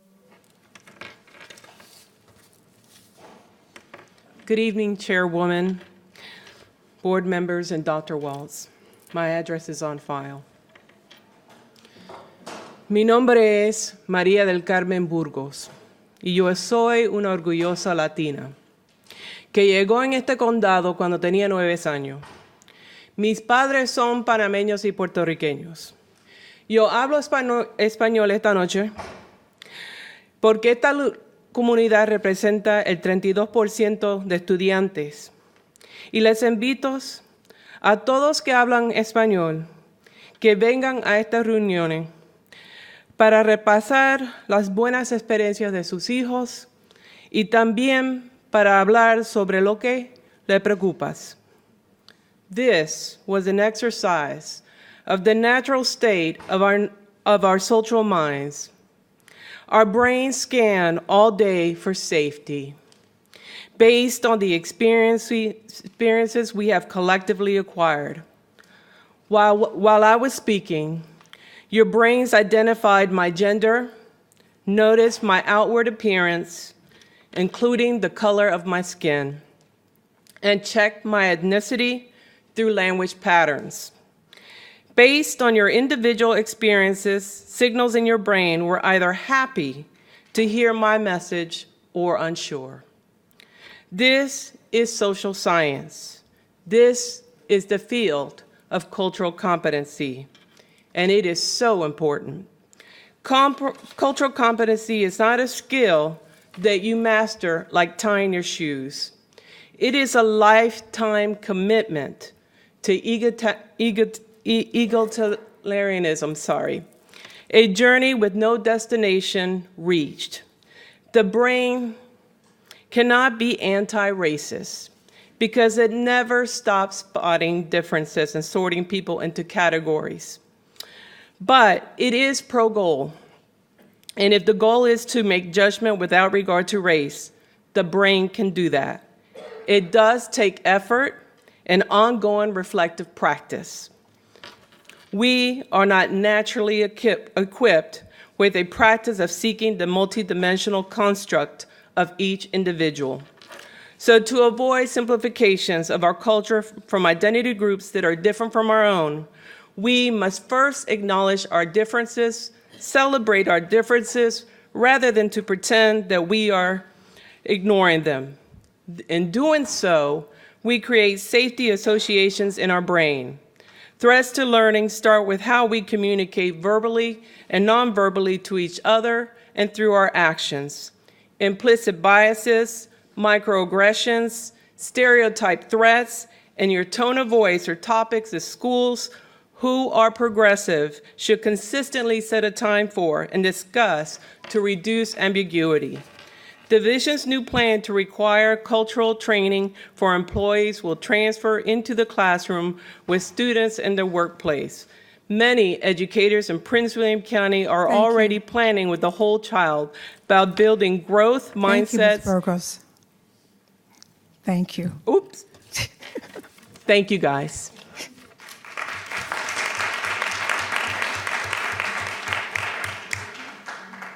I've met. Good evening, members of the school board, Dr. Waltz. My address is on file. My name is Langston Carter. I'm the founder and president of the Youth Initiative for National Action, an organization that provides high school and college students the opportunity to learn about politics and become politically involved. As an organization, we strive to combat racism. But it seems that the Prince William County school system and its board members don't share our goal. Racism is a problem that has plagued our public schools since before the time of Jim Crow. Separate but equal is not equal, but it seems that when we are placed together, we are not equal either. For decades, students have faced racial bullying in our schools, and every year, our school system fails to properly address the issue. If anything is going to get better, there are certain steps we need to take. In the incident we saw at Brentsville, it took 10 days for the principal to respond to the parents who had reached out to him.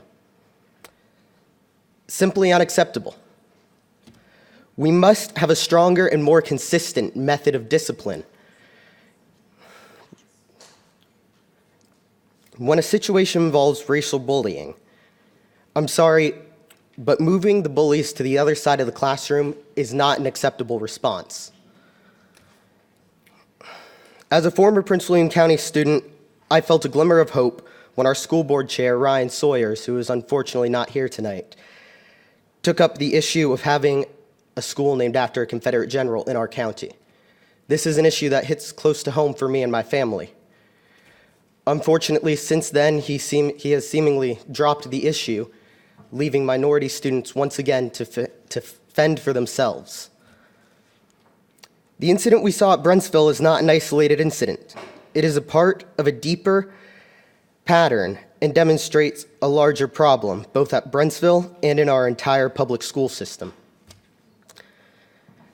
That's why I am calling on you, members of the school board, to not only initiate multicultural awareness training, but also enact a ban of the Confederate flag in all its forms across our schools.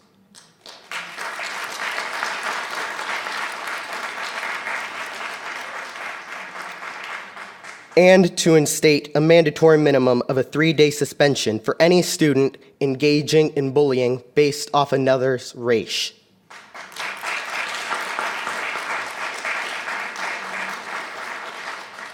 Thank you. Thank you. Mr. Ahmed, are you in the room? No? Okay. We're going to call up a few more people. I think I'll start with at least 5 more names and see how we do it with the time. Tasha Nelson. Salonia Miles. Wow, this is some name here. Mr. Rockman. Shannon Atkinson. And Mark Rafa.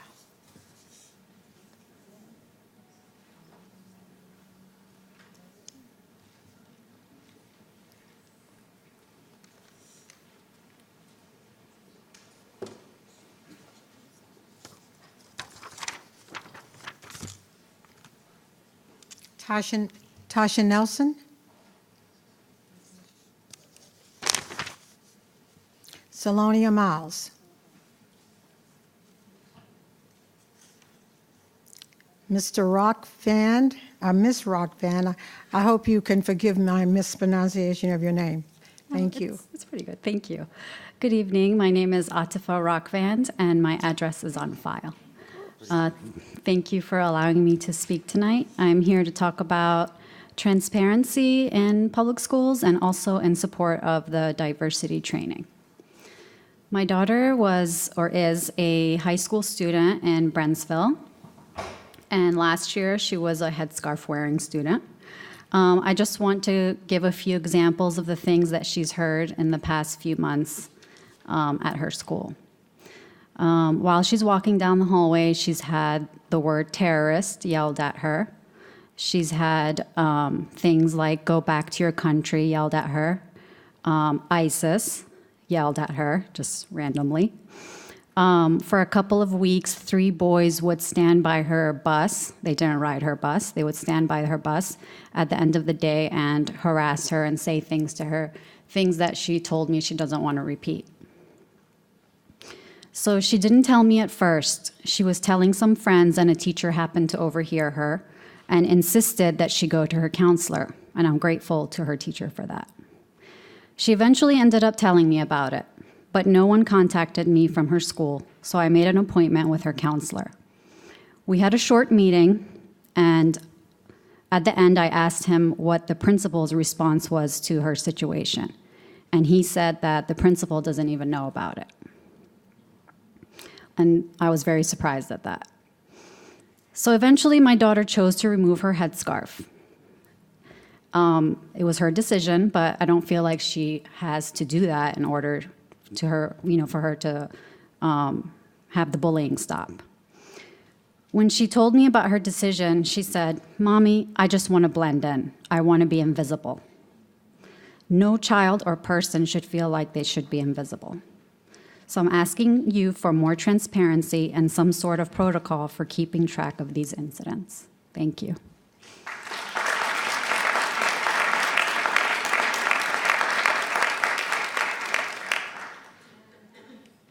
Shannon Atkinson.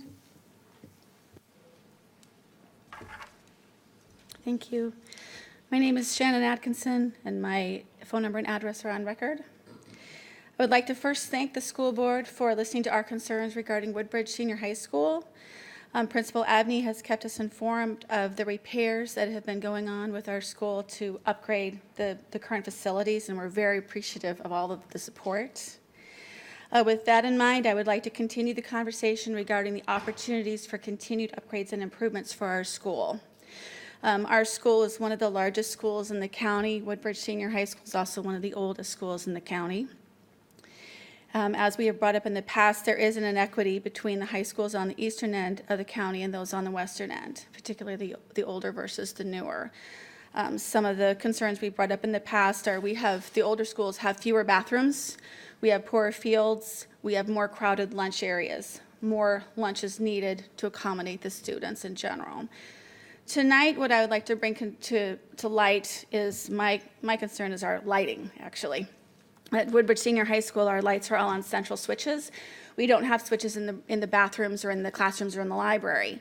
So often what will happen is there'll be a meeting. Some of our wonderful students are staying late to practice a play or to practice drumline. They end up staying quite late.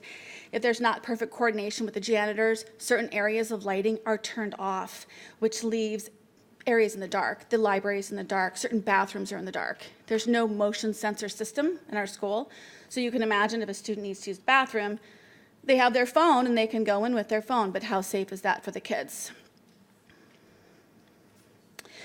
I'm not only concerned about the indoor lighting, but the outdoor lighting as well. Many of the schools have outdoor lighting for their tennis courts. Our tennis courts remain unlit. It's a safety concern as a lot of students leave the football games and the outdoor events, not just through the senior parking lot, the student parking lot, which is adjacent to the field, but they walk around the high school through the tennis courts, which are dark, which is a safety concern for the students. We appreciate everything you've done, looked at for our school, and we look forward to an ongoing relationship. Thank you.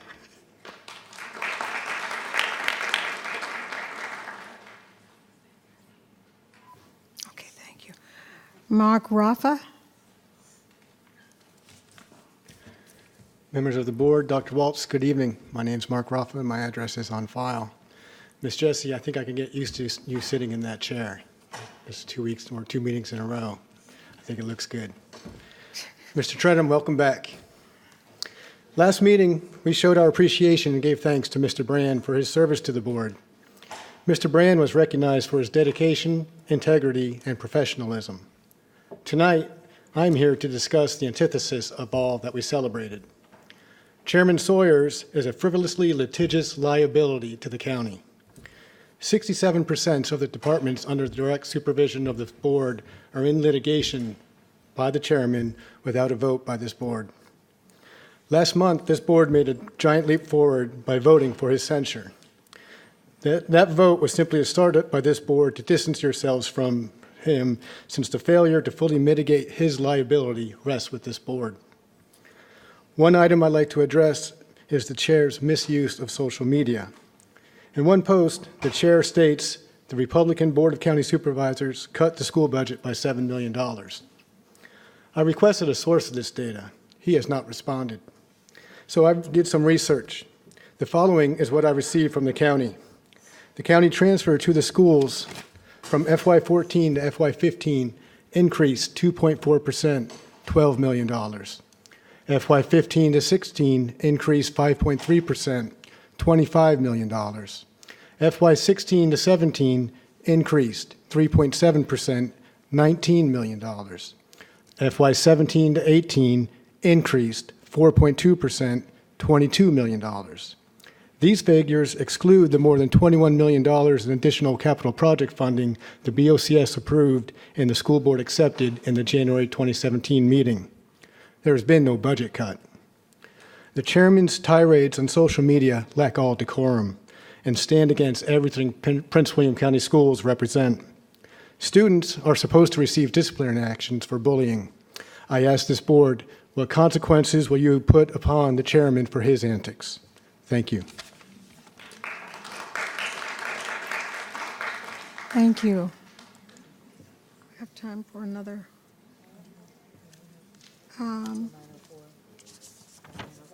Okay. We're going to call up Darlene Taylor.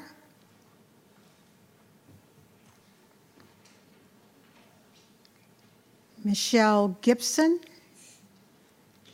And Ms. Olson Flynn, and then the remaining speakers will have to speak at the end. Thank you.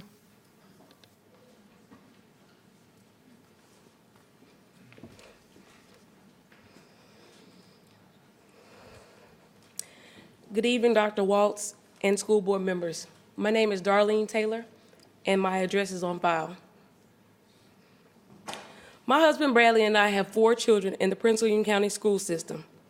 At the beginning of each and every school year, they bring home papers that parents and students are required to read and to sign, acknowledging the rules and regulations of the Code of Behavior. My experience shows that the Code of Behavior has been biasly enforced by the Brentsville District High School staff, using it at their discretion regarding certain students. As you all are aware, we are dealing with the incident where the Code of Behavior was not enforced after pencils were thrown into our daughter's hair on 3 separate occasions in 1 week. This brings me to another concern, which is the lack of diversity and cultural awareness in Prince William County school system. Just last Friday, October 13th, 2017, my twin daughter, attending Parkside Middle School, came home and said that she did not know the answer to the bell ringer during her science class. Her science teacher said that maybe she is not paying attention during class because her hair is too tight. Her hair was in a braided style. He also suggested that she could take her hair out during the weekend, implying that her hair being too tight was the reason that she did not understand the bell ringer. Everyone laughed. However, she did not think that it was funny. These are the types of instances that need to be addressed. Thank you all to all who have expressed your thoughts and equal frustrations in regards to the bullying incident involving our daughter, as well as the other students. I'm asking for the Code of Behavior to be consistent when administering discipline without bias and according to policy. I am also asking that the administrators be held accountable for prompt communication with parents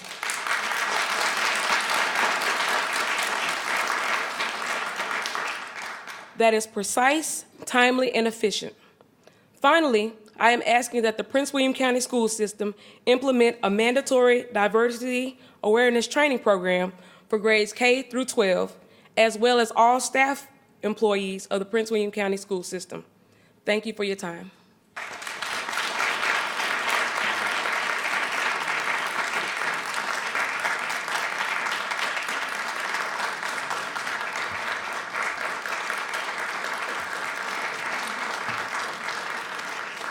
Kate Olson Flynn. Good evening, board, and good evening, Dr. Waltz. It's nice to be here again to talk to you all. I'm going to recall the Serenity Prayer that we talked about, or that we shared during the tribute to Dr. Lacy. And the first thing I want to say is I'm here on behalf of schools in the eastern part of the county, and in particular for Woodbridge Senior High School, as you already know or probably recall. But the first part of the Serenity Prayer talks about accepting what I cannot change.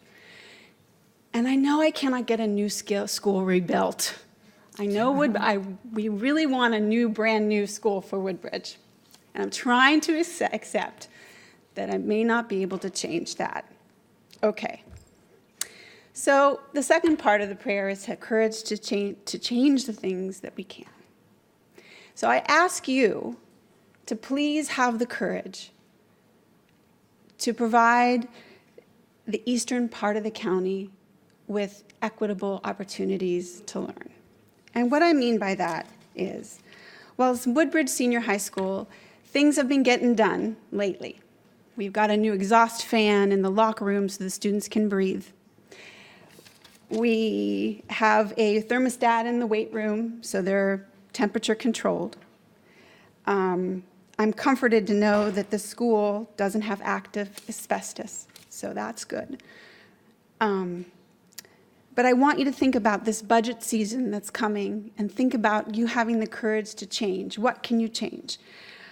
I want you to keep in mind the issues of equity and the disparity that exists here in Prince William County with the trailers and the facilities. And while you have already allotted about $10 million to change the facade of a school that doesn't exist yet, there are significant issues with schools and high schools in our side of the county. I want you to think about the legacy that you can leave for these students, from students of all different backgrounds and all different religions and all different ways of life, and how you can use this year to make it possible for all schools to have equitable learning conditions. Instead of spending more money in the county for people where they're starting to populate, and we realize they need schools there. We're not saying don't build those schools. But to think about providing and making that change so that all kids can get a world-class education, meaning they get equitable technology.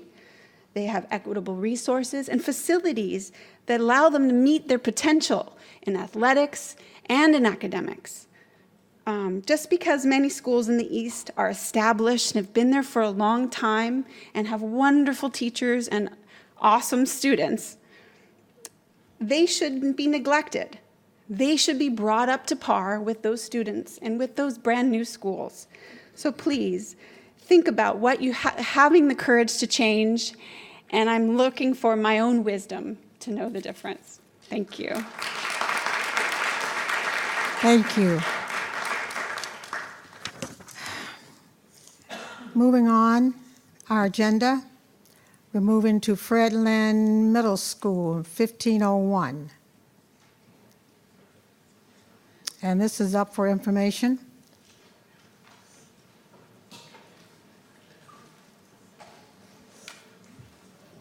Wow, there's a bunch of people.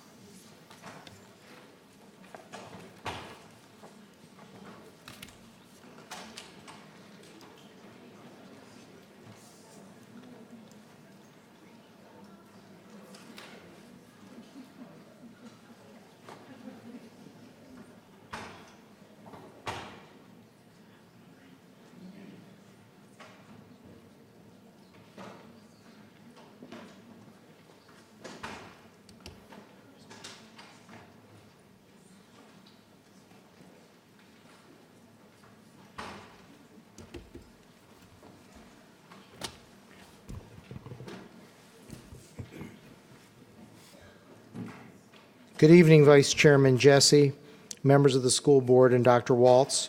Joining me this evening is our Fred Lynn Middle School principal, Mr. Hamish Brewer. We appreciate this opportunity to provide the school board with an update on the school's corrective action plan. Good evening, Vice Chairperson Ms. Jessie, members of the school board, Dr. Waltz, Superintendent. The school board knows from our school September update presentation that our work at Fred Lynn focuses on two remaining essential items on our corrective action plan. We met the third, which was we're fully endorsed as an IB, International Baccalaureate School. This slide here, number 2, summarizes the two essential actions that focus on the implemented literacy and instructional practices that support student literacy and accelerating our learning. And also, as of today, we spent a day working further on this with the Virginia Department of Education, working at increasing our laser focus on this process of closing the achievement gap here. So it was an exciting day. So moving to slide 3. So slide 3. This slide here summarizes the work that we're doing to improve the student instruction and student learning.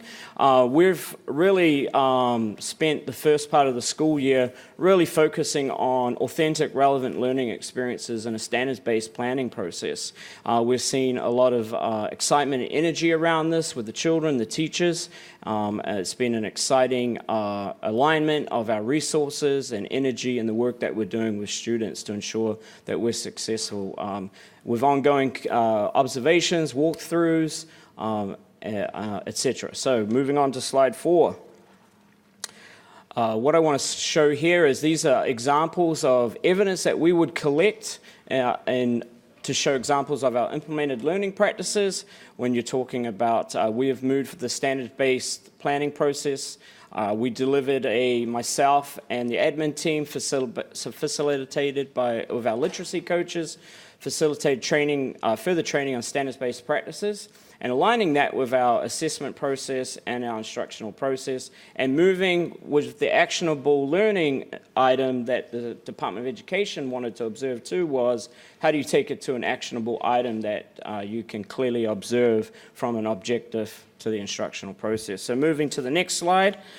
This is an example of the work that's being done in a team effort, and you can see a team there. There's a photo of a collaborative team meeting there, a PLC, unpacking the standards and the heavy work that's being done to close the achievement gap and have a laser focus, including on the team planning form there. So moving on to slide 6.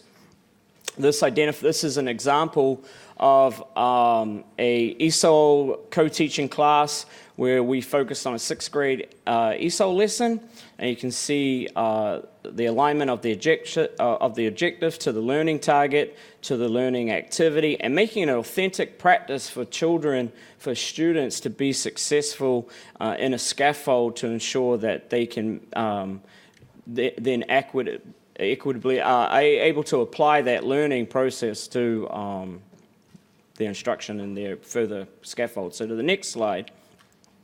We did a walkthrough. This is another part. What happens is we have a 4-square walkthrough where we have a reflection with the teacher and reflect on the practice, and you can see how in depth that we've started to really take that to the next level and ensure that we can reflect on our practice in real time, on point, and also going into the future. So there's shows a continuation from the professional development to the implemented practice to the authentic practice, and hopefully here soon in the academic outcomes for all students. So Mr. Bixby and I look forward to providing you with updates on our implementation of the essential actions at the November 19th and December 13th school board meeting. So we want to thank you, and if there's any questions.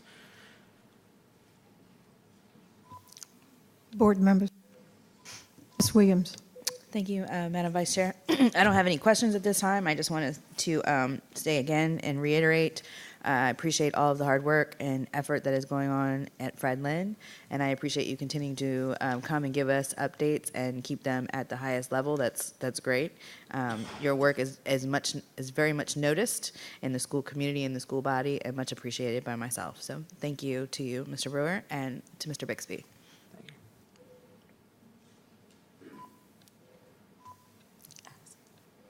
Ms. Satterwhite. Thank you, Madam Vice Chairwoman. Mr. Brewer, thank you for the presentation. I always look forward to hearing the updates with Fred Lynn. And on a separate note related to what you did last year, I just want to congratulate you because I know this past week you had a very big week accepting your National and forgive me, I won't get the title right, but your National Distinguished Principal Award. And it was fun to follow your pictures on Twitter and to see all the exciting things you did in Washington last week as you accepted your award. So congratulations once again. We are very excited for you, and I know we're very excited to have you at Fred Lynn Middle School too. Thank you. Thank you. Appreciate it.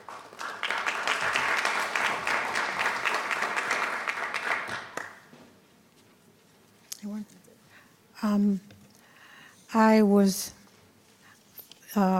so impressed with not just the atmosphere in the school when I was there, but also the physical plant, how it feels good in that building, and you could feel culture changes in a building. And I was very impressed. And of course, the outdoor project that was done there is very, very impressive. I just wanted to ask you, as a principal, which this is a major job that you've undertaken. Dr. Waltz, I call it the WOW job. WOW means a walk on water. You have a walk on water job. You've got a major project, but you don't see it that way. You just see it as something that you do. But I do want to ask you, what have you found to be the difference between middle school students and elementary students in terms of their needs and how they respond at that level? What I've come to notice is that the kids are a little bit bigger, a little bit older, a little bit wiser in some respects. They have a lot of fun and exciting things to say. I think middle school students love to be heard. They're working on their voice. They're working on their opinions. They're working on the things that are important to them. It's my job to help guide that. Create a culture where they're able to have that opportunity to reflect those things. I think that's the balancing act right now, balancing that in the world that we live in, ensuring that we prepare them for the world that they're about to enter to be effective citizens and great role models and great K-12 graduates and graduates of the Prince William County School Division. But you know, I think all kids, they want to have that voice, they want to have that, they want to love their school, they want to own their school, and we're very proud of our community, we're very proud of our school, and we're really proud of the direction we're heading. So I think that's best way to answer that one right now. And from an instructional standpoint, the student involvement, are students involved in, or do teachers rewrite their objective in student-friendly terms? Mm-hmm. I think it's important to keep it in student-friendly terms, but I think it's important to maintain a high level of rigor and a high level of expectation, not to dumb down the educational process, but to maintain an exceptionally high standard. Your school is a reflection of you, and so your school is a reflection of the expectation that you set for yourself, your teachers, and your students. And I believe the Fred Lynn students are rising to that. They want that. They're sponges for that kind of information, and I believe that there's not a student I haven't met that cannot learn and will not learn. Well, I just want to thank you for taking on this job.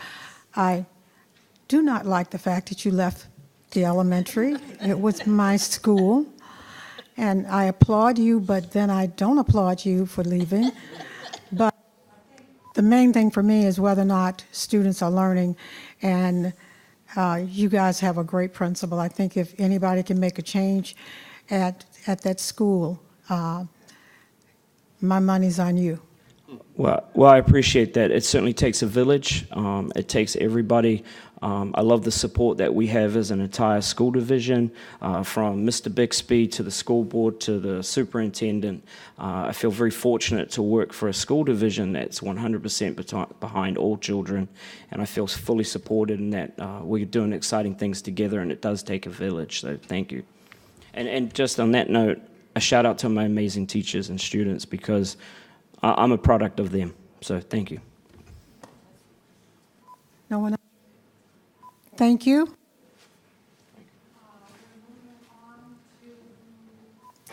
Moving on to 1601, annual school calendar, and this is on for action. A motion is in order. Madam Chairwoman. Madam Chair.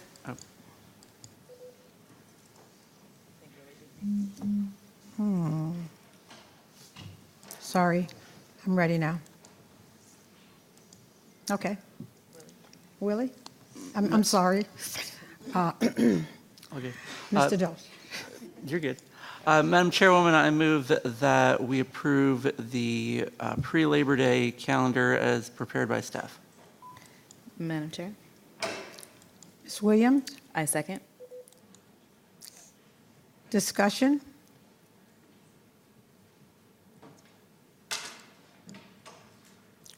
Let's vote.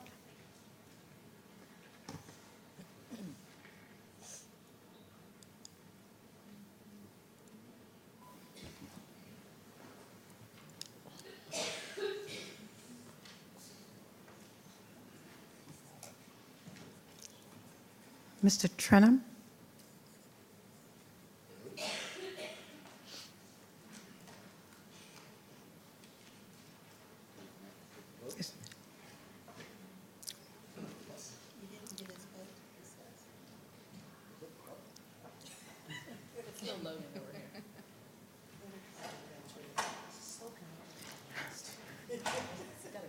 They're just trying to acclimate you to this board.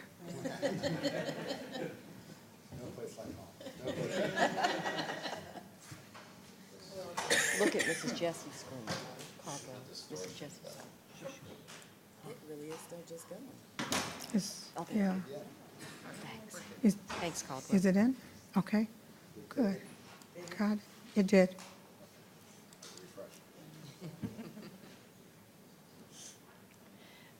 The vote is 7 yes, 1 absent. Sawyers, motion passed.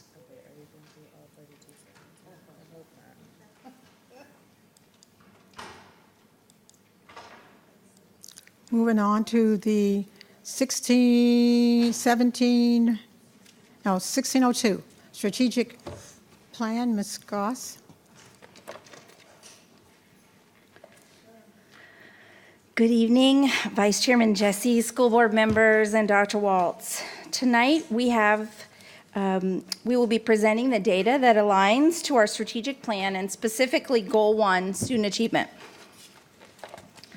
It's an opportunity for us to examine our current reality, including successes and improvement priorities, different from last year. We will also share the connection between our strategic plan goals and the goals the school board has given to the superintendent. The strategic plan has 5 main goals. The center of our strategic plan and why we are all here is Goal 1, which focuses on student learning and all students achieving high levels of performance. Learning is the heartbeat of our school division. The other 4 goals support the school division's focus on Goal 1 and student achievement and learning. It's important to note that when the school board adopted the 2016 through 2020 strategic plan, it included the 2020 vision of our graduates. Again, the bulk of tonight's presentation focuses on Goal 1 and student achievement measures. 5 of the superintendent's goals directly connect to this Goal 1. The 2 goals on this slide focus on monitoring the academic progress of schools that did not make full accreditation and monitoring for the implementation and impact of our 7 instructional coaches that the board provided funding for. It's important to also note that the associate superintendents, directors, principals, and teachers all have goals in alignment with the superintendent's goals and our strategic plan. Like these goals, our aligned goals are specific, measurable, attainable, appropriate, realistic, and time-bound.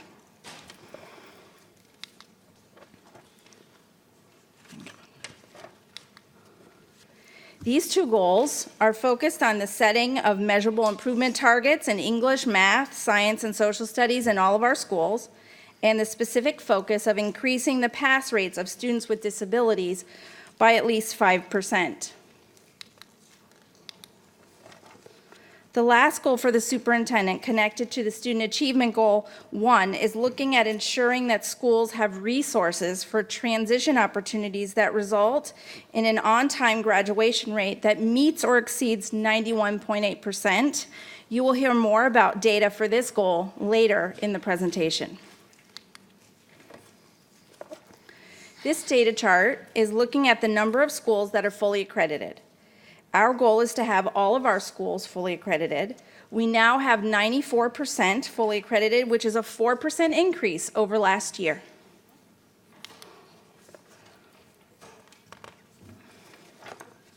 Here, on this slide, we are comparing our federal accountability pass rates in reading and math to other school divisions in Northern Virginia, as well as the state average. Our overall pass rates stayed steady. Last year in reading, we were number 5 out of the 9 school divisions, and this year we are again number 5 out of those 9 school divisions. In math, last year, we were number 6 in math, And this year, we are number 6 when compared to the other school divisions. Of course, our goal is to keep striving to be number 1.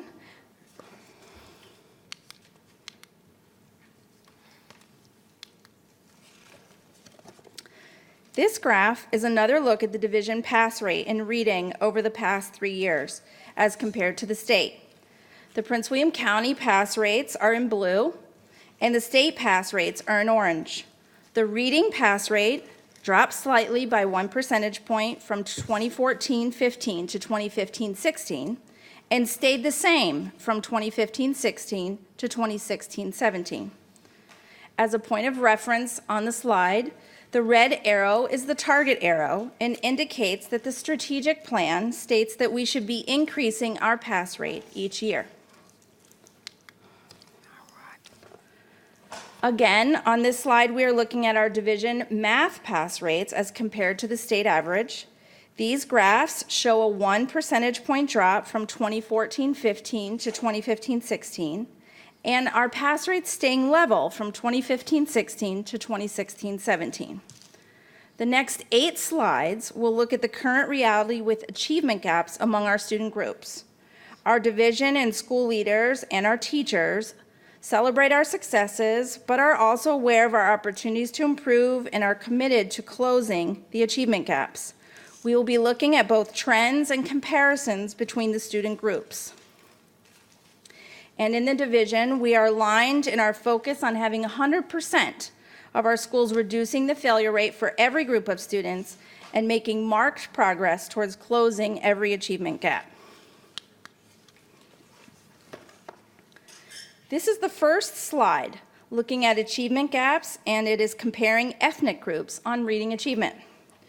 You can see the comparison to state averages for the same groups of students. Most of these student groups in Prince William County have increased their performance overall during the last 3 years, and every student group except Asian is meeting or exceeding the state averages for the same groups of students.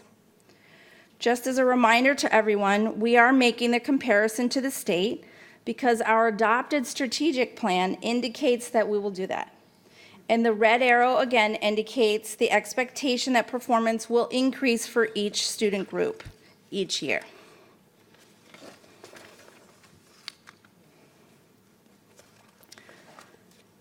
This slide is again showing the reading achievement gap data among the ethnic groups and shows a 15 percentage point gap between Black and white students, which is a 1 percentage point decrease in the gap compared to last year. It also shows a 19-point gap between Hispanic and white students. Reading and literacy continue to be areas of instructional focus for our division, and we are working with urgency to address these focus areas.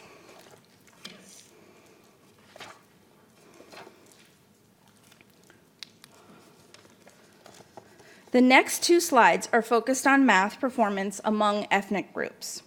This is the first of the 2 slides, and it shows the achievement of ethnic groups in our county in comparison to state performance averages for the same groups of students. Again, we compare our data to the state's data because the school board's adopted strategic plan asks that we make those comparisons. In this data, you can see that Black and white students in Prince William County are achieving higher pass rates than Black and white students across the state. In comparison to state averages, our Hispanic and Asian students are performing lower than the same groups of students across the state.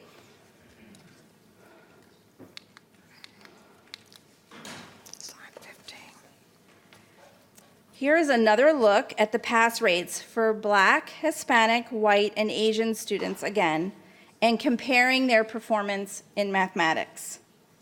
In this data, we see that the average pass rate for all groups stayed the same from 2015-16 to the 2016-17. So the gaps also remained the same. The next 4 slides, slide 13, 14, 15, and 16, are examining the current reality of the performance of economically disadvantaged students, English learners, and students with disabilities.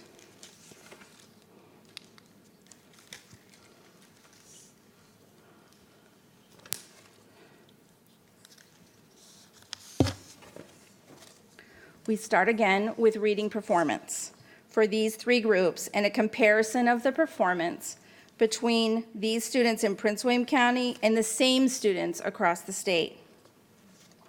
The performance of our economically disadvantaged students stayed steady and outperforms the same group of students in the state.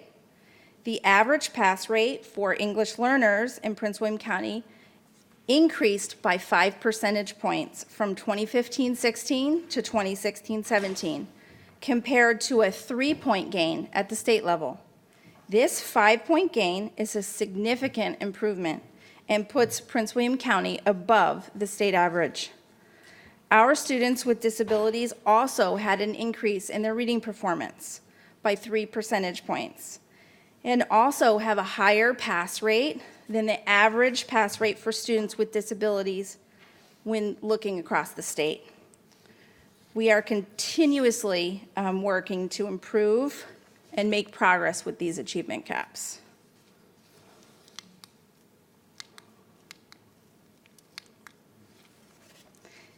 This bar graph in front of you is only looking at Prince William County students. Here we are comparing economically disadvantaged students with students who are not economically disadvantaged, English learners with students who are native English speakers, and students with disabilities with their non-disabled peers. The gap between economically disadvantaged students and students who are not economically disadvantaged stayed level when compared to the previous year. Some great news is that the gaps between English learners and native speakers decreased by 4 percentage points, and the gap between students with disabilities and non-disabled students decreased by 3 percentage points. The performance of students with disabilities, as you know, is a major focus for us, as it can be seen as a part of the superintendent's goals.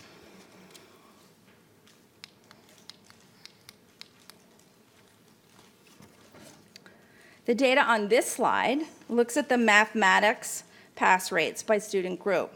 This data continues this comparison of Prince William County to the state. We see on the graph that our economically disadvantaged students and students with disabilities have an average pass rate equal to that of the state. The average pass rate of our L students is slightly lower than the same students in math across the state.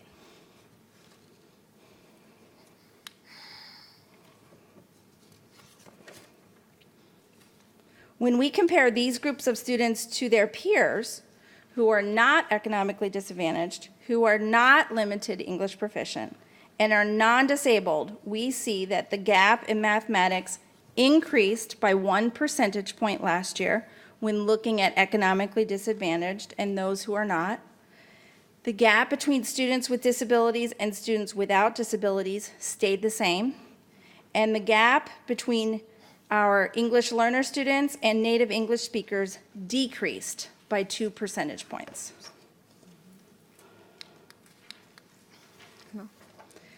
In this slide, we are looking at the data with respect to strategic measure 1.1.3 and a comparison of our pass advanced rates to Virginia's pass advanced rates in reading, math, science, and social studies. The pass advanced rates in reading, math, and science showed no change from last year. The pass advanced rate in social studies did increase to 28%. At this time, Dr. Casada, Director of the Office of Accountability, will share the rest of the data for Goal 1. All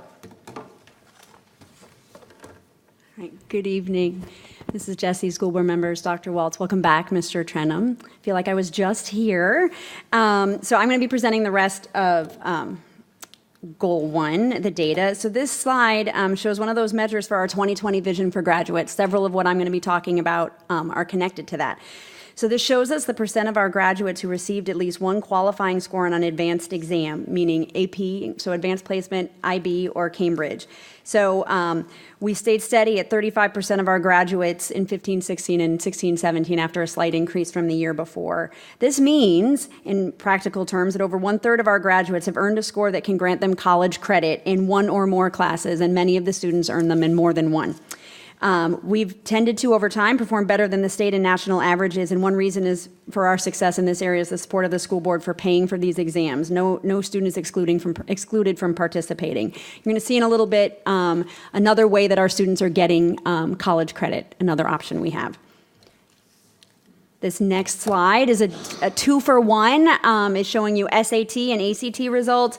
I want to call your attention to the fact that the SAT slide only includes one year. That's not a mistake. It's because the SAT was completely changed, and so we have to start a new trend line. There is some great news in this new data for Prince William County students. Our students perform better than state and national averages in math and in total, and better than the nation in everything. When the results are broken down by ethnicity, Prince William County again compares favorably to the state and nation, especially for our African American students. For the ACT, our scores continue to increase. It's a little hard to see on the slide since it's rounded to the whole number, and the ACT is on a very small scale. But just to give you a point of reference, in 15-16, that composite score says 23. It was really 22.8, and in 16-17, it's 23.2. So it is going up, but to be consistent with how things get referenced, it's done to the whole number. All right.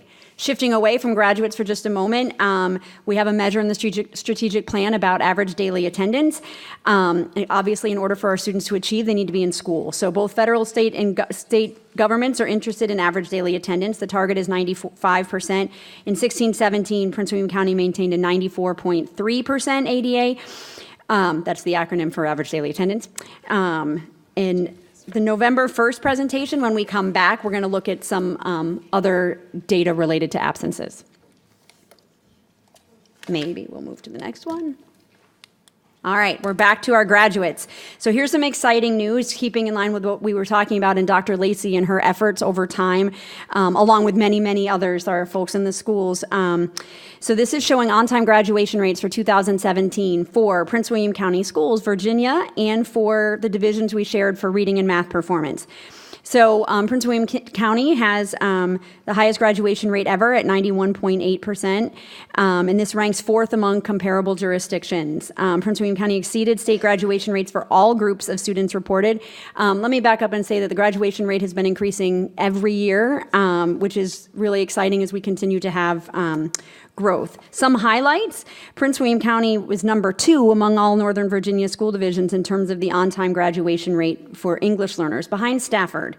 But something important to say is that Stafford had 92 English learners in their graduation cohort, and Prince William County had 992 English learners in the graduation cohort. So that's just important to keep in mind. Prince William County was number 3 for our African American students, 4 for disadvantaged students and students with disabilities, and 5 for Hispanic students. I won't read them all. This on-time graduation rate includes all students who receive state diplomas within 4 years of starting high school. This is the method approved by the National Governors Association. I'm sure there's another name for it, it's a council or something. English learners and students with disabilities are allowed more time to graduate by law, so if they remain in school, they move to the next cohort. All right, recall I said we were going to talk about other ways students can receive college credit. So dual enrollment is only in its second year of being in the strategic plan. It was new to the 1620 plan. And this is showing us 2 different ways to look at it. You may ask why. I'll tell you in a second. The first is that it's showing the percent of graduates who completed actual physical dual enrollment courses and received credit while in high school. So we did see a jump from 6.7% of graduates up to 10.5% from 15-16 to 16-17. If you recall, last year we talked about the expanded course offerings, and you can see that here. I expect this number to continue. The reason we have the other chart is to show that we have students who are taking, again, these AP, IB, Cambridge courses for which they're eligible to receive credit. And what we did was we looked at what the Northern Virginia Community College accepts for the scores they accept that they would accept for credit if the students enrolled at Nova, so to be consistent with dual enrollment. So it doesn't include all of them, but includes quite a bit. So again, 35% of our students leave us with the capacity to have earned credit before they walked in the door of a college. All right, more about our graduates. So we added a new measure to the strategic plan again for this new version on college readiness, and you get to hear about it twice. So tonight I'm going to talk about what the SAT says for college readiness, and then at November 1st you're going to have more information because there were some changes that happened after the time when we had to have the information to you for tonight. So some good news is the College Board has set new benchmarks based on the new SAT, and they set a score for both math and reading, what they call evidence-based reading and writing. So the score for evidence-based reading and writing is 480, and nearly 85% of the students who took the SAT achieved this score. Okay, so that's exciting. And then the math score of 530, nearly 59% of the seniors who took the SAT achieved this score. What we're going to look at next time looks at all of our graduates and the percent of them that would be college ready. So this is of those students taking the SAT, how many performed at that level. All right, moving on. Again, sticking with that 2020 vision for graduates. This slide is showing the percent of students earning advanced diplomas for the past 3 years. And overall, 53% of graduates received advanced diplomas in 16-17, up from 52% the year before. You can see that there's a great amount of variation in the different student groups receiving advanced diplomas.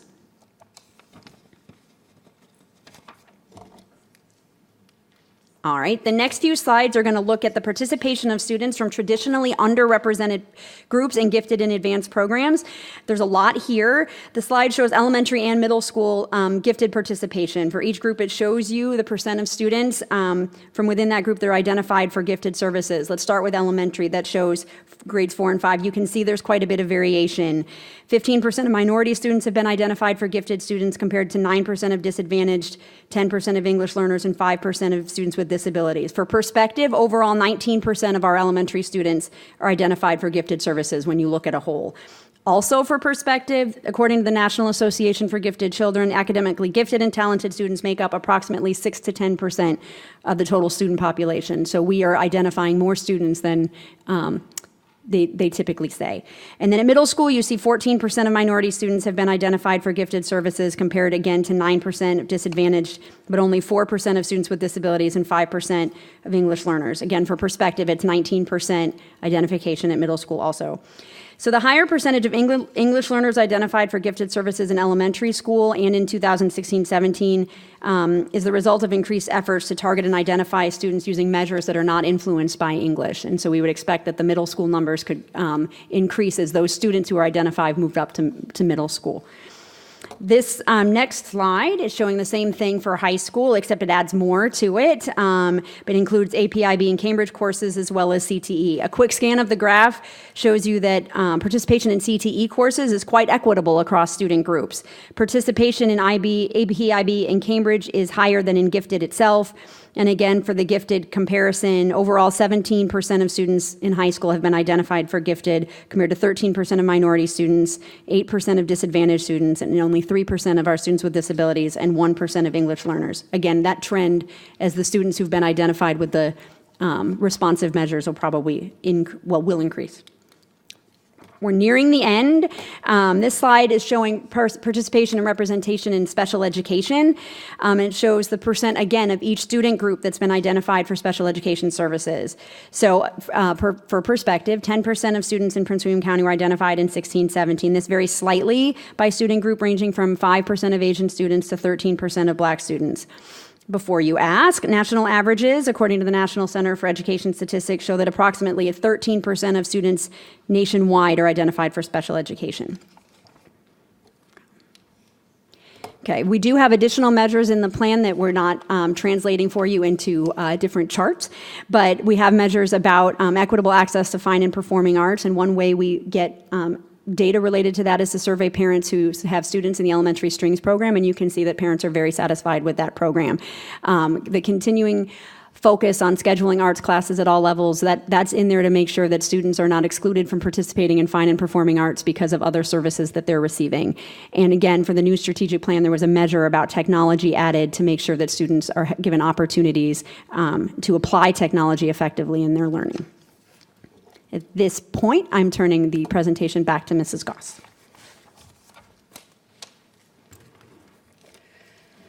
The leaders and teachers in our school division began this summer to analyze the summative data, determine root causes, and determine actions in response to the data. This slide provides a few of the responsive actions being taken across the division at all levels. We are focused on monitoring, ensuring high-quality, differentiated instruction based on the standards in all classes and for all students, really that good first instruction. A focus on improving and aligning our services and support for students with disabilities. Another action, as you saw in the 5-year gifted education plan that you approved a few weeks ago, is our focus on talent development in all students, especially at the elementary level. We are also focused on reducing exclusionary discipline for all students, but especially students with disabilities and minority students. As you know, students have to be in school in order to receive full benefit of their instruction. In support of this focus, we began a pilot of schools practicing restorative practices. Lastly, but certainly not least, we have a focus on achieving that 2020 vision for graduates, and we are working to ensure that this is achieved through our Portrait of a Graduate Task Force. This task force includes representatives from multiple offices and every level of schools here in the division. On-time graduation is a K-12 effort and focus. At this time, each of the level associates will provide you with some of the specific action steps they are working with their principals on in response to this data and in alignment to the strategic plan and the superintendent's goals. And we'll begin with Mr. Mickey Mulgrew, our high school associate superintendent.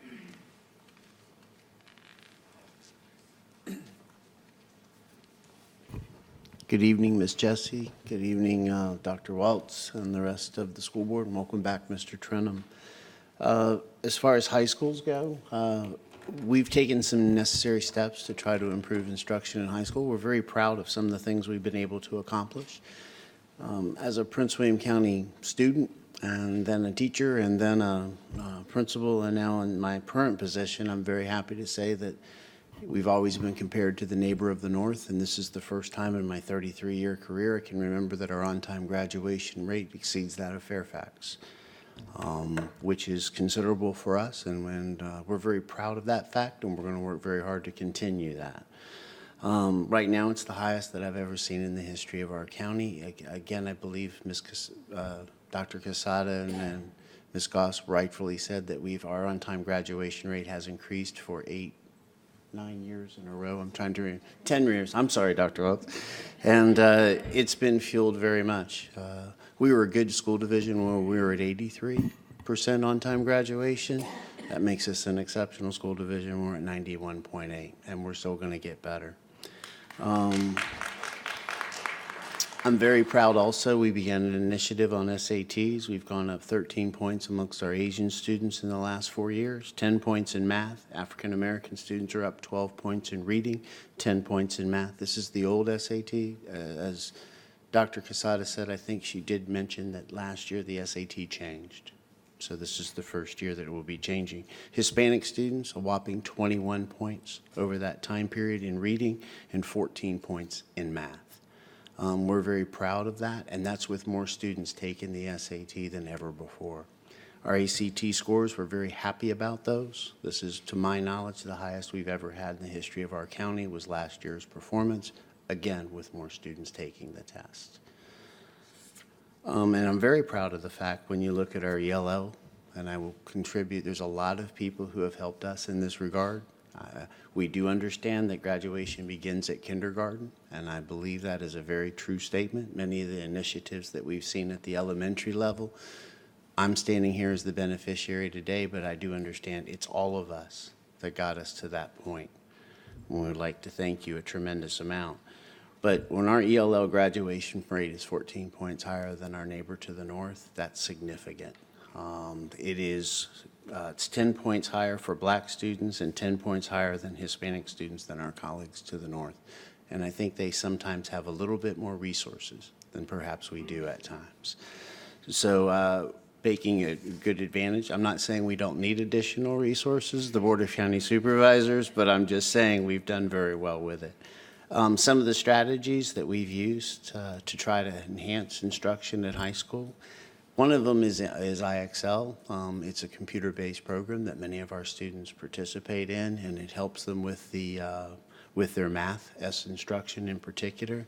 Several years ago, we did realize before Virginia changed to its new SOL, we anticipated that about 4 years earlier, and I'd like to thank Dr. Waltz. He gave me the freedom to go out and try to help with finding teachers or assistant principals or administrators who had math backgrounds. Almost all of our high schools now are equipped with an assistant principal or someone in a leadership position who has a math background. And he anticipated that 4 years prior to the SOL changing. And if you notice about Common Core and Virginia across the state, math was the issue that separated those school divisions which moved forward and those that did not. We've also went to standards-based grading. I think that's perhaps one of the best. I'm very happy with our new grading reg, and many of the we're now looking at what students look like in in June, not just what they look like in September, and their grades should reflect the growth that they've had over the year. Learning is a process, and it should be in that regard. I'm very pleased with the progress that we've made in that area, and I'm very supportive of the support that we've had through Castle Training and other initiatives. They've paid dividends over the years. We're just grading our kids better, and that helps us a tremendous amount. We've recruited, again, pursued people with math and ELL endorsed administrators, the 3 schools with the highest ELL populations also had somebody on their administrative staff who had previously taught ELL. One of them, obviously Garfield, the principal, used to teach ELL at the university level, but that's been a great benefit with his knowledge that we've used. We're also using former math teachers as testing coordinators so that we have almost a math resource person that when they're not serving as a testing coordinator, they will pull students out who maybe missed an objective or struggled on a quiz, remediate them and put them back into school or back into class. It's been beneficial. Potomac has been very good with math SOL lockdowns. I think it costs of a hot dog. We get the kids to be able to stay after, and it's worked very well. And we're also using the Khan Academy, which is something offered by the College Board. Well, it's in partnership with the College Board. It's basically serving as a virtual tutor. So you can go home at night and work with your students, and if you don't speak the language, it can flip to your language so that you can understand it, and then it will flip back to English. We're very proud of our assistants with that. And those are some of the strategies that we've been able to use at the high school level.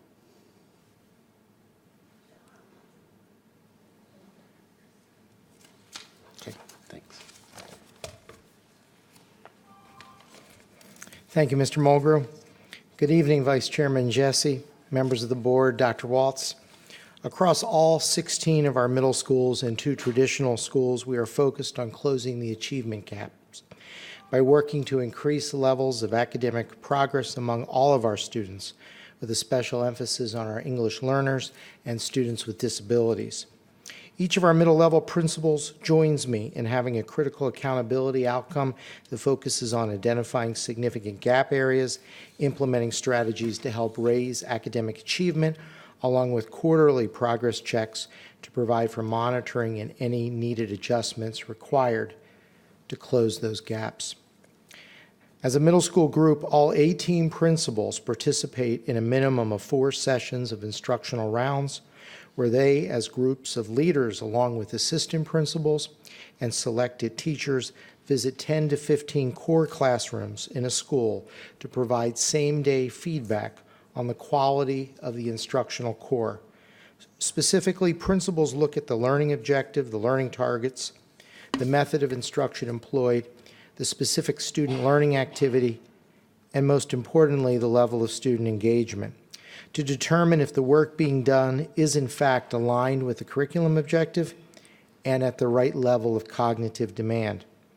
It is through this process that our principals continue to build capacity to help ensure the work done in classrooms is targeted to support student academic progress and, most importantly, to improve the quality of Tier 1 instruction.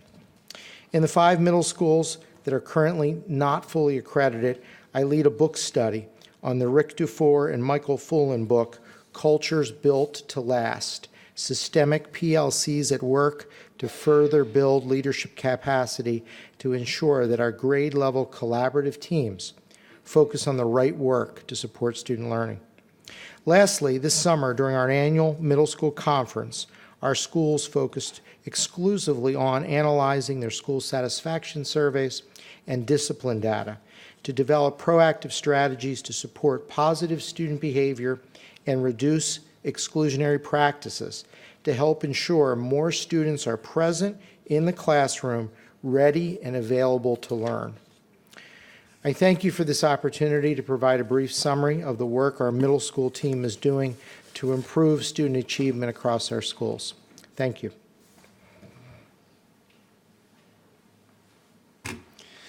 Good evening, Vice Chairman Jesse, members of the board, and Dr. Waltz.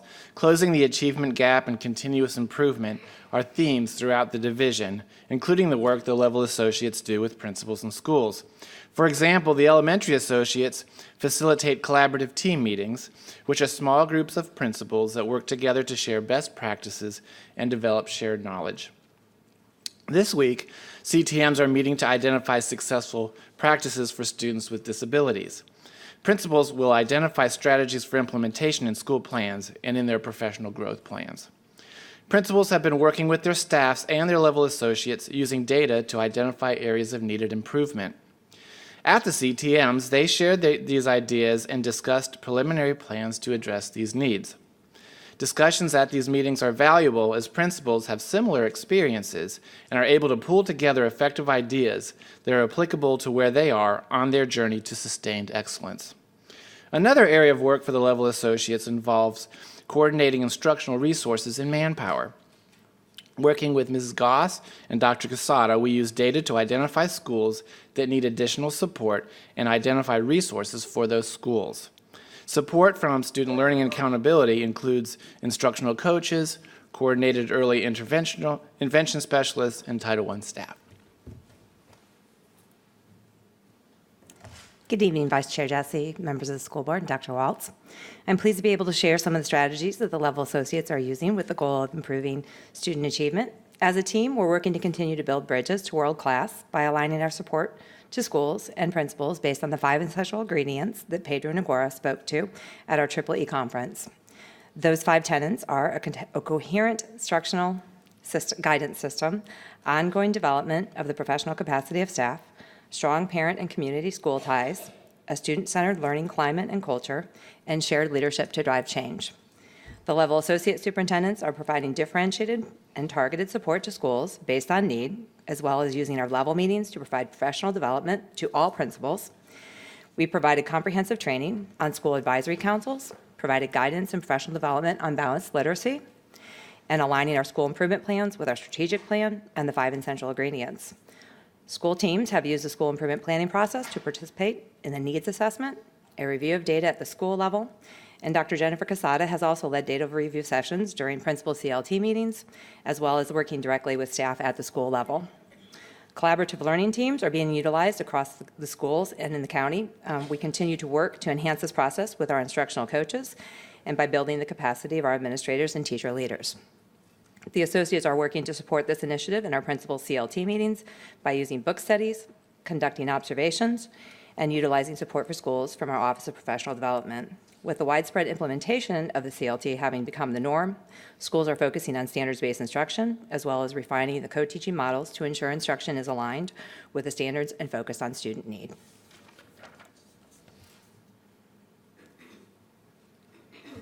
Good evening, Vice Chairwoman Jesse, members of the school board, and our own Superintendent, Dr. Waltz.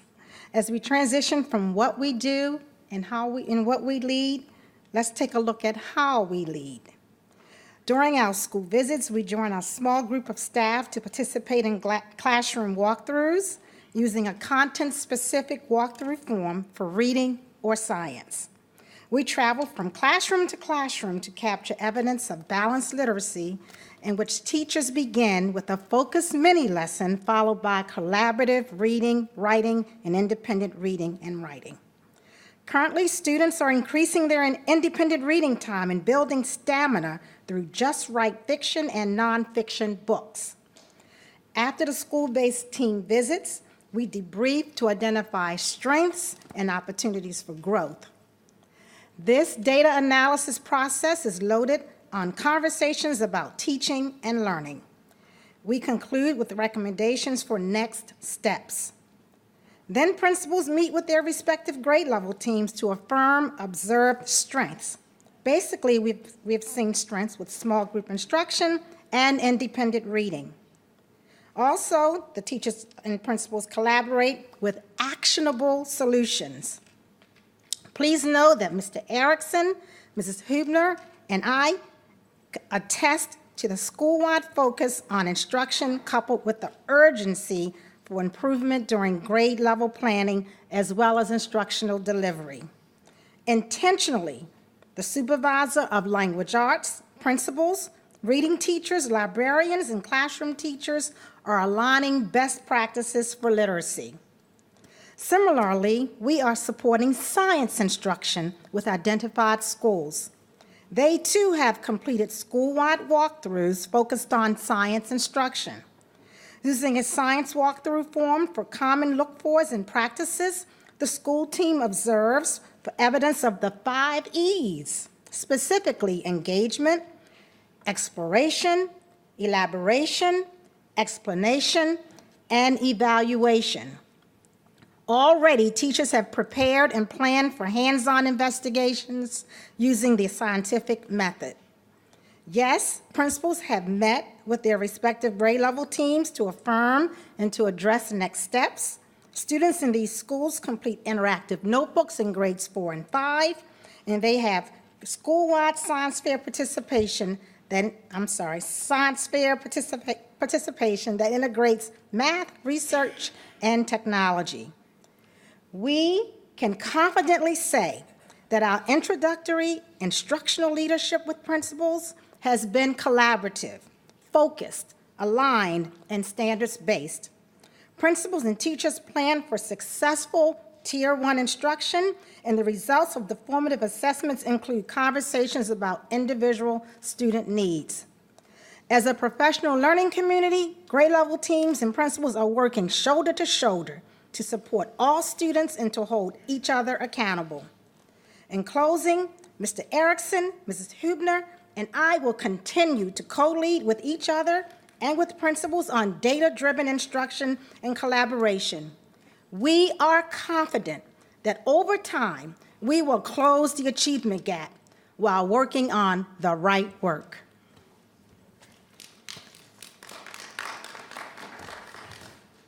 All right, I'm back. Don't worry, this is it. So this concludes the presentation. We will be back again in 2 weeks to share information for the rest of the goals. If you're wondering where things were, they're going to be in part 2 of the presentation, along with that one additional slide on college readiness. Again, the corresponding superintendent's goals will be discussed, particularly in the area of organizational alignment and continuous improvement. Thank you for your time. Thank you. I'd like to try something a little bit different. It's 10 o'clock. I would like to ask the board, it's a lot of information and it's so important, it's one of our major goals. I'm wondering if we could relook at our slides now that we've heard everything, ask each of you to give us a summary of what you're doing in your schools, and maybe at the top of the agenda next week, we can respond to all the information that we've received tonight. And that way, it allows us to look at the data again based on what you said you're doing, write down some questions, and devote some time. I think it's really important for us to devote time to these, because you come in, you get all these slides, and then everybody's presenting all their information, and you're sort of in a reactionary mode. And I'm wondering if we could digest it and put it on the agenda for discussion in depth, maybe as part of part 1 of the second part of this presentation. I'd like to see if any other person on the board would like to consider that. I have lots and lots of questions, and I just, and I'm sure several people do, and then some people have questions as they're going along. The one thing that I've heard from the public is that this board has been engaged in so many things, and I know, Ms. Satterwhite, you said we want to spend more time on student learning. And if student learning is what we're really all about, I'm not sure we should do it at 10 o'clock at night and perhaps give more time to it and make it a priority. I'd like a reaction to. Ms. Jessie, just a thought, just following on that, I guess they were saying that at the next meeting, we're going to have the second part of this presentation.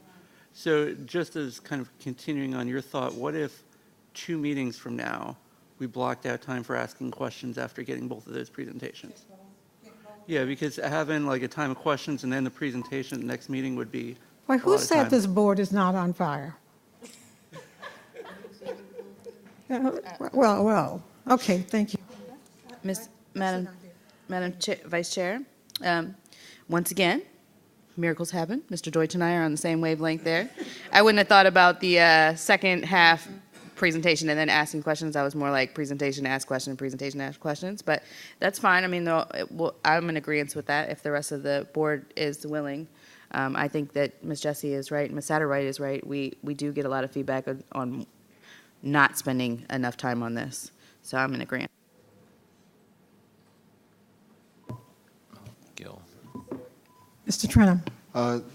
Thank you, Madam Vice Chair. I guess I did have a couple of questions I wanted to ask, but I don't expect them to be answered tonight. So if I could ask them just so Dr. Quesada could have them to go forward, I would be just get them done Okay. and then go. Okay, So, okay. Okay, Dr. Quesada, Hi. thank you. You know I always love That's asking fine. questions. 2 questions. First off, the numbers and that you present, we talk about like a 1% change or something like that. What is actually a statistically significant number for us to be looking at? We've got a school division of approximately 90,000 students, so the last thing I would expect is for a number to be the exact same as it was the year before. So I'm just curious, as when you come back next time, maybe you could explain for what is statistically significant. And the second question is, I know I've been sitting here for 10 years, Dr. Waltz has been sitting here longer. 3 years worth of data is interesting, but not necessarily a trend, and I was wondering if at least some key indicators, if you ever look back and look at things over those 5 and 10 year blocks, and maybe you could share that with us, either not as a part of the presentation, just separately via a board disto or something like that. So, like I said, no answers expected now. I just wanted to throw out what my thoughts were to give you advance notice. Thank you.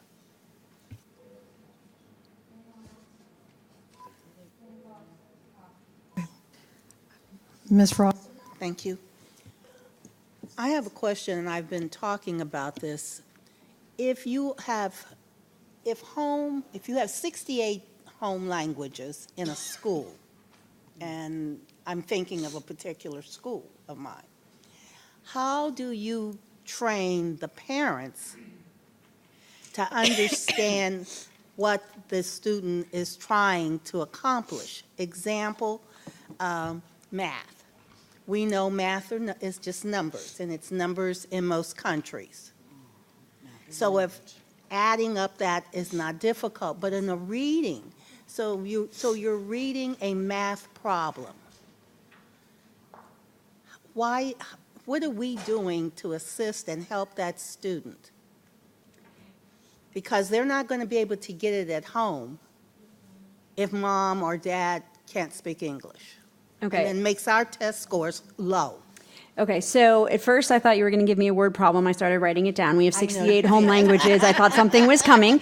So I'm going to let Rita answer the question about what we do with those strategies. That's outside of my scope.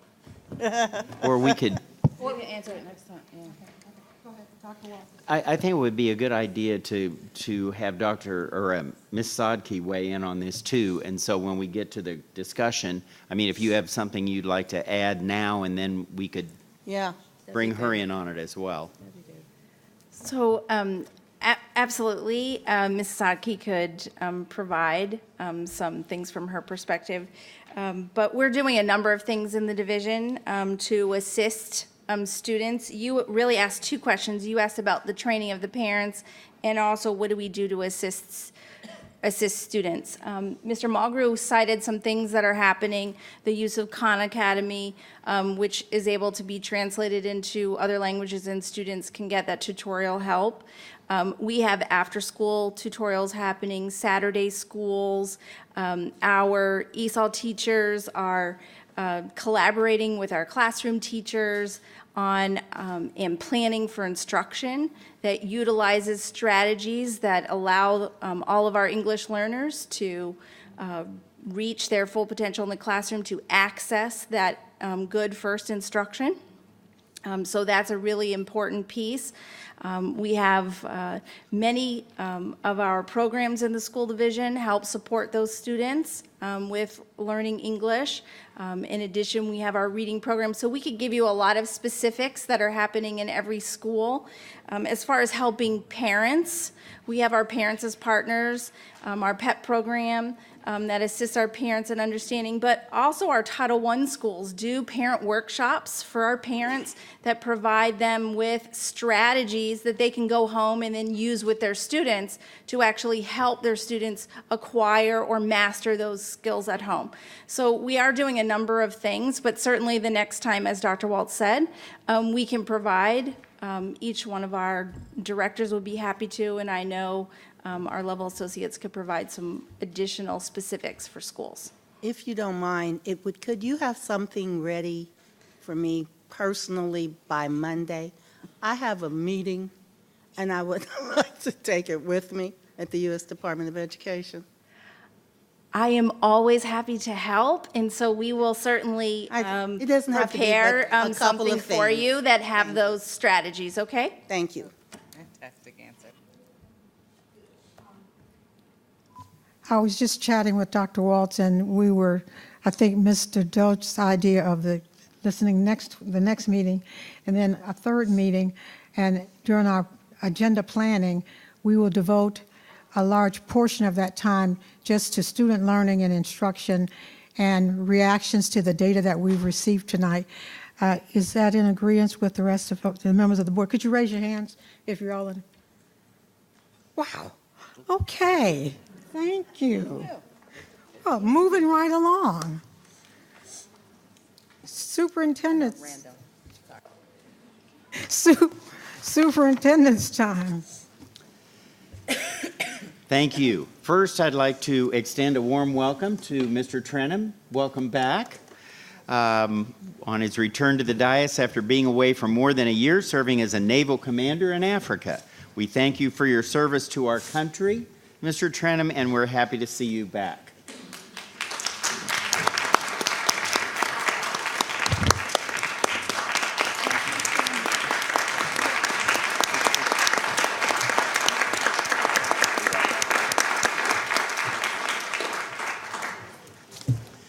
So here's some great news for Dale City residents. Dale City has been named the 6th best community in a ranking of America's 50 best cities to live in.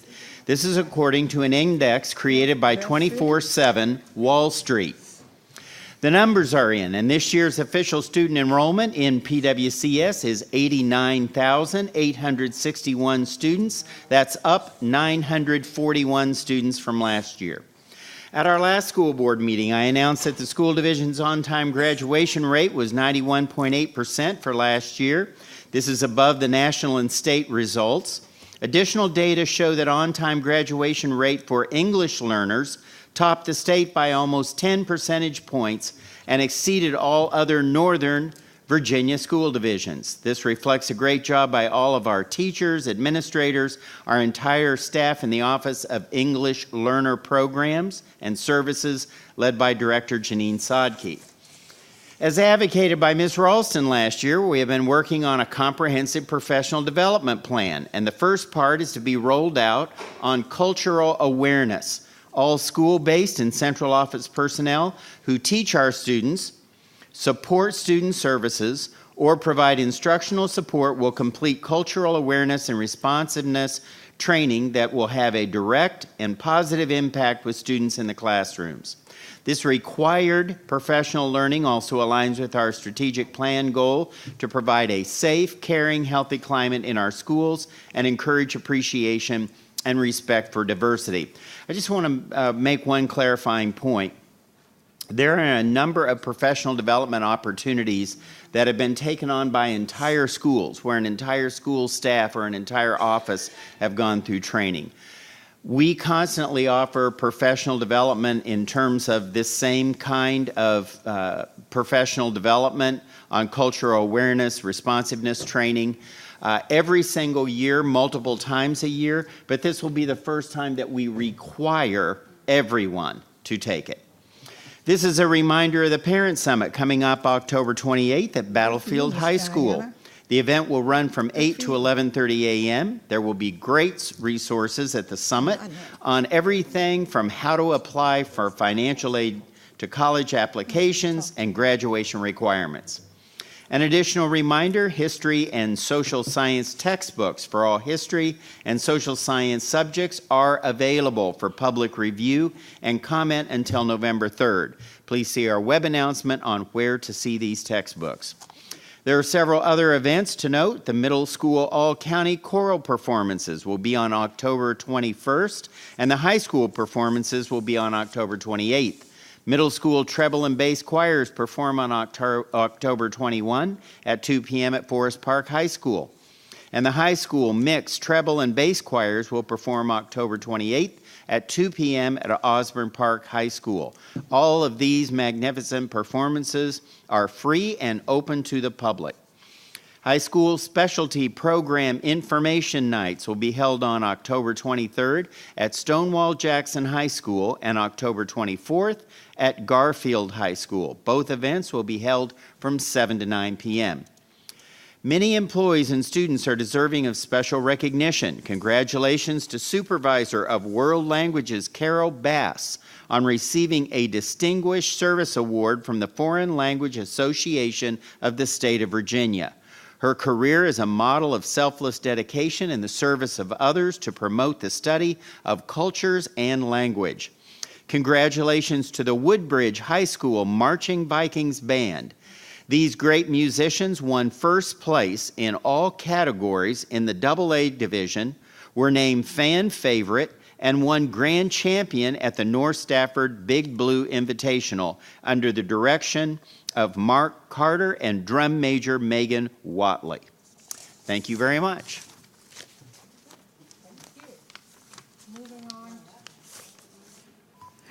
Moving on to 1801, revision of policy 757. This is an action item. So a motion is in order. Madam Vice Chair, Ms. Williams. I move that the Prince William County School Board approve the revision of policy 757, administering medication and temporary first aid. Okay. I need a second. Madam Vice Chair, I Yes. second. Okay.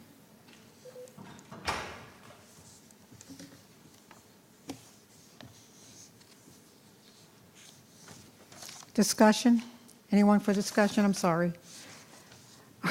I'm moving along.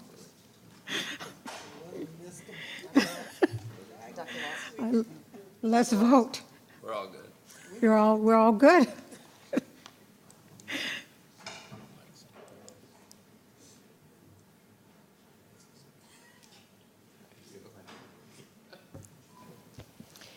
The vote is 7 yes, 1 absent. Sawyers, motion passed. Moving on to 1802, Special Education Advisory Committee appointment from Mr. Sawyer. Madam Vice Chair? Hold on. Yes, Mr. Trenum. I move that the Prince William County School Board approve the appointment of Yukiko Dove to represent Chairman Sawyers on SEAC for a 2-year term. Okay, I need a second. Madam Chair, Ms. Williams, a second. discussion? Let's vote.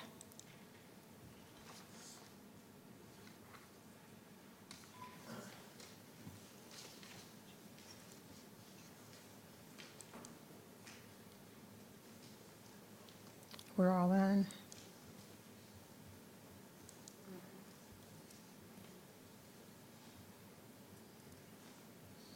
The vote is 7 yes, 1 absent. Sawyers, motion passed.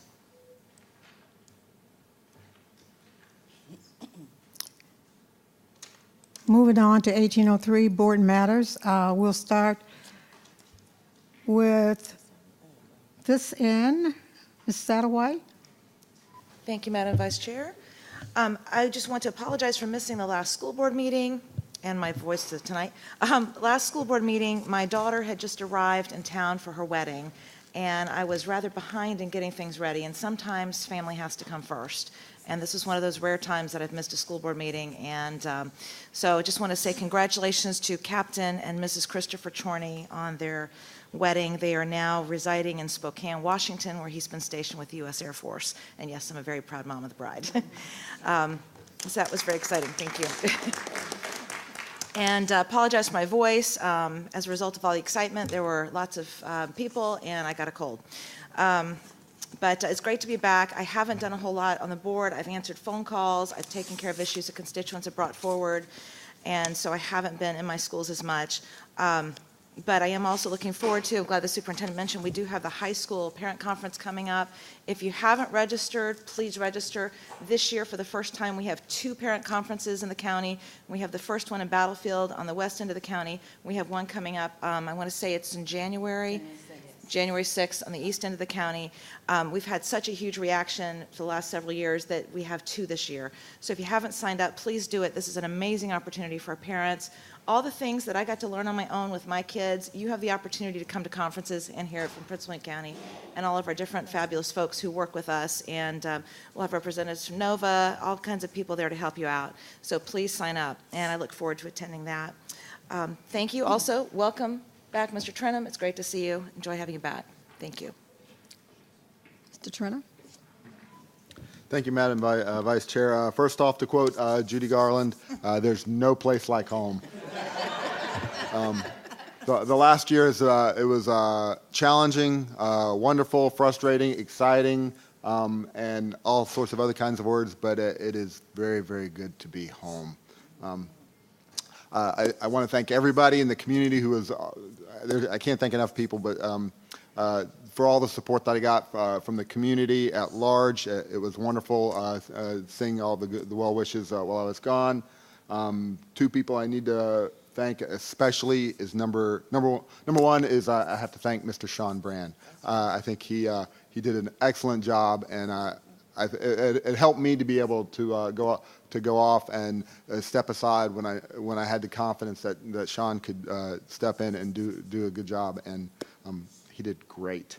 And then the second person I have to thank is Ms. Jessie and Ms. Satterwhite. I think you will both agree with this. The hardest job in the military is that of military spouse, and so when I was gone, my wife Michelle had to take up, and she had to be both the mother and the father, and do all the things that, in addition to what she already does, which is most of the work,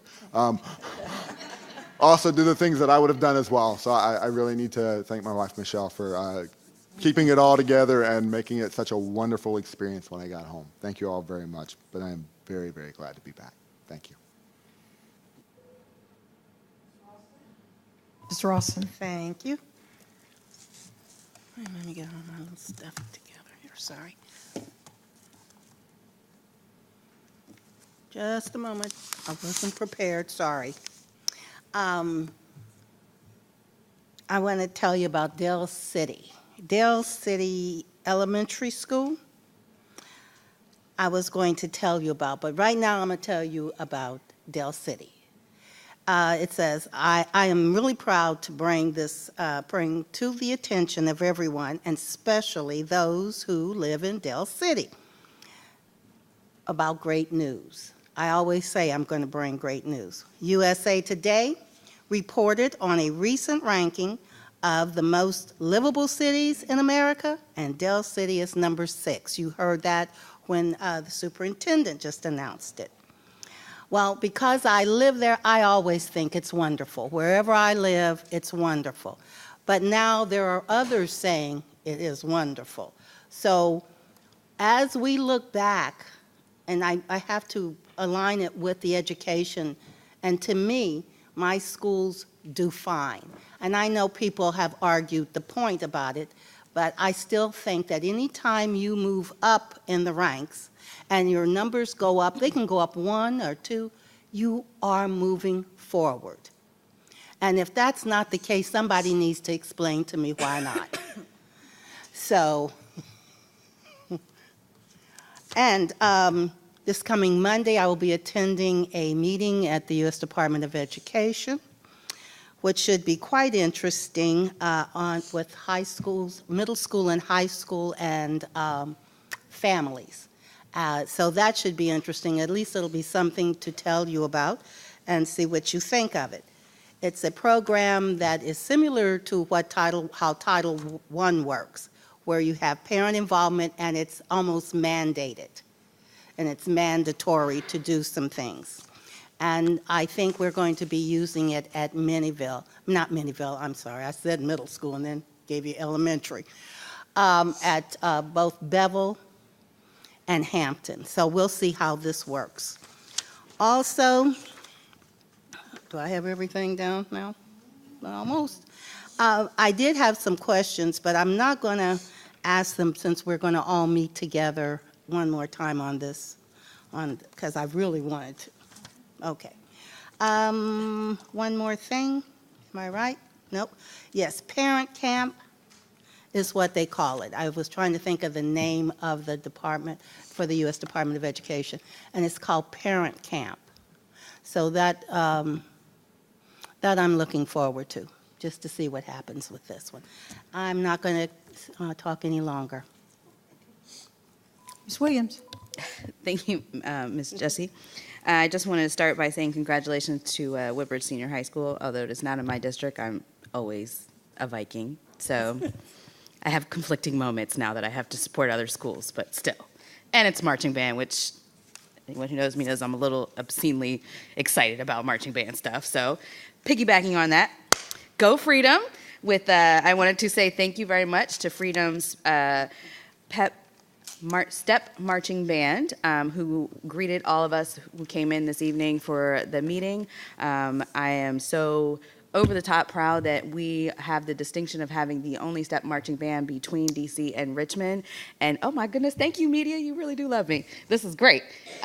They are just fantastic, and I am so glad that they were able to come and play for us. And how much more appropriate could it get for Mr. Trenum's welcome back than to be greeted by a band? So you're welcome. That was my contribution. And the Navy Junior ROTC, that's correct. So thank you to Freedom Marching Band for that. And of course, I must boast about Freedom. They are just on fire this year with improvement in their test scores. Ms. Bryant is doing a wonderful job. Shout out to Ms. Bryant, who was here earlier. In addition to that, we all know that I am not a sports person, but even I know that Freedom's football team is just out of control. So congratulations to the football team. I drove by the game, dropping my kids off on Friday. Sorry, I realized I'm a little bit older than I thought I was because the weather said, no, you're not going to the game. So I heard about it. It was great. And I'm going to try to make another game. I'm going to really try. But I heard it was fantastic, and I know they play Woodbridge, so there goes my conflict again, but it's all right. I'm going to have to go with Freedom this time. And I also want to give a big shout out, as always, to the Bistro, because those students work really hard at what they do over at Freedom, and they deserve all the recognition and credit that they can get. In addition to that, I just want to take a minute again to say how wonderful I think it is that we are honoring Dr. Lacy. There were a few in the audience who had on this wonderful bracelet, and thank you to Mr. Patterson for giving me one. It's a bracelet that honors Dr. Lacy, and it says "It is well" on it, and I will be wearing it, and I will have one. I'm going to put it in my car because what a lot of people don't know is that I am here basically because a long story short, but because of the treatment that I received as a third grade student in Prince William County Schools, and that's really what started my journey to being on this board. I was not treated very nicely, and of course it was a bit different time then. And thank you to Dr. Waltz and thank you to Dr. Lacy for improving our school division. We will always have a way to go because we are in the humans and we are in the human business, the people business, as I like to say. So it does not excuse things when they go wrong, but I like to acknowledge the efforts that have been done as someone who was a Prince William County student who literally cried the day I had to enroll my son in school because I did not want to, who is now an 11th grader, and I am proud that I sit on this board, and I am proud of the progress that we have made and that I know that we will continue to make. I wanted to also thank you for rolling out the cultural competency training because I wanted to make sure that people understood that that is not diversity training. It is a big deal cultural competency training. It is something that is very powerful and it can impact a person to their core. And it is something that I studied in school and is very near and dear to my heart as someone who is of mixed race background. I've spoke of before. It is really important that we recognize people's differences and that we understand them so that we can communicate, because it is very true. We do have issues because, like we said, we are in the human business, and your perspective on life comes from where you were and where you are and what you've been exposed to. So I just want to say from the bottom of my heart, and as a parent and as someone who deals with this on a regular basis, and I am extremely thankful, and I'm very proud of the program that you are rolling out, sir, and I am very excited that it is a required program, because as was mentioned before, I know that we cannot make minority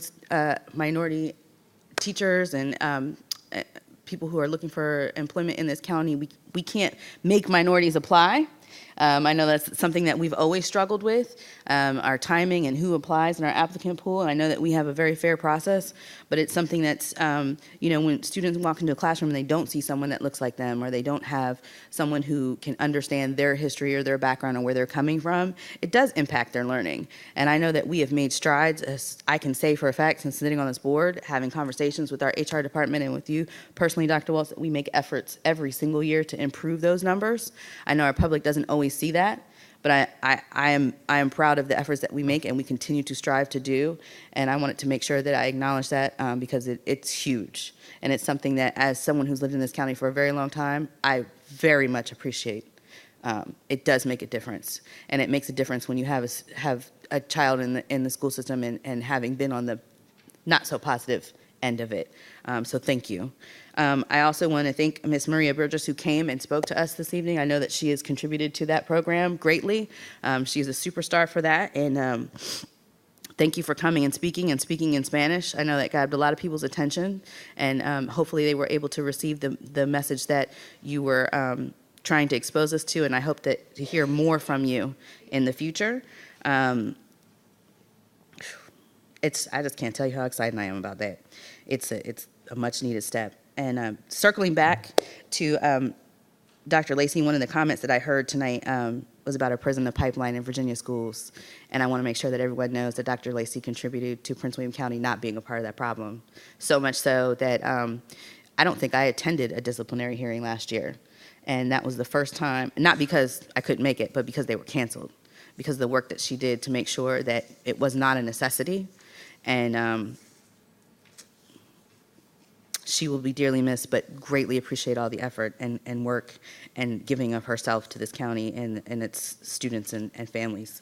It's just absolutely amazing. I still don't even understand how there were that many hours in a day. But thank you. From our strategic goal plan tonight, I wanted to make a special point to give a shout out to Mr. Bassett, because I know that Ken Bassett is one of the people who pushes our dual enrollment. He made great strides last year and I'm sure it's not just him, so forgive me if I'm excluding anyone, but I know last year our school catalog was printed in 8 different languages, course catalog, 5? Mm-hmm. It was something incredible that was, 6 different languages, and I know that we continue to improve that every year, but that course catalog flew out of here like it was a Charlie and the Chocolate Factory golden ticket, and that is just something that makes, I think, the distinction between us and other counties, and it's those little things that show that we do care and we are listening. We don't always move as fast as the public would like, but things are always in the works. So I just wanted to make sure that I said that I appreciate that on behalf of the parents who expressed their thanks in that. And I'm just going to end with that and just say thank you. And thank you again, Dr. Waltz, for rolling out that program. And I'm excited that also the public didn't hear, but the board is also open to getting that training as well. So I will be personally taking that again because I thank you for the opportunity. So I'm going to finish with that. Oh, welcome back, Gil. I was so excited to hear you when you got to those numbers. I knew you were going to have a number question tonight. I missed that. So thank you.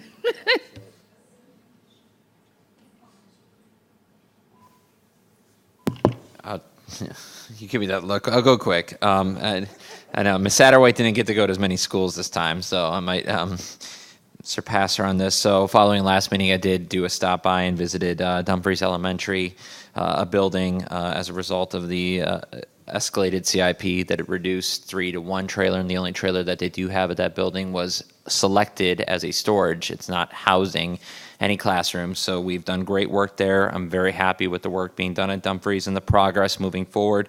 Their scores went up, and especially in the area of special education, that was a big improvement as well. I also stopped by that afternoon and sat in Miss Griffin's class at Potomac High School.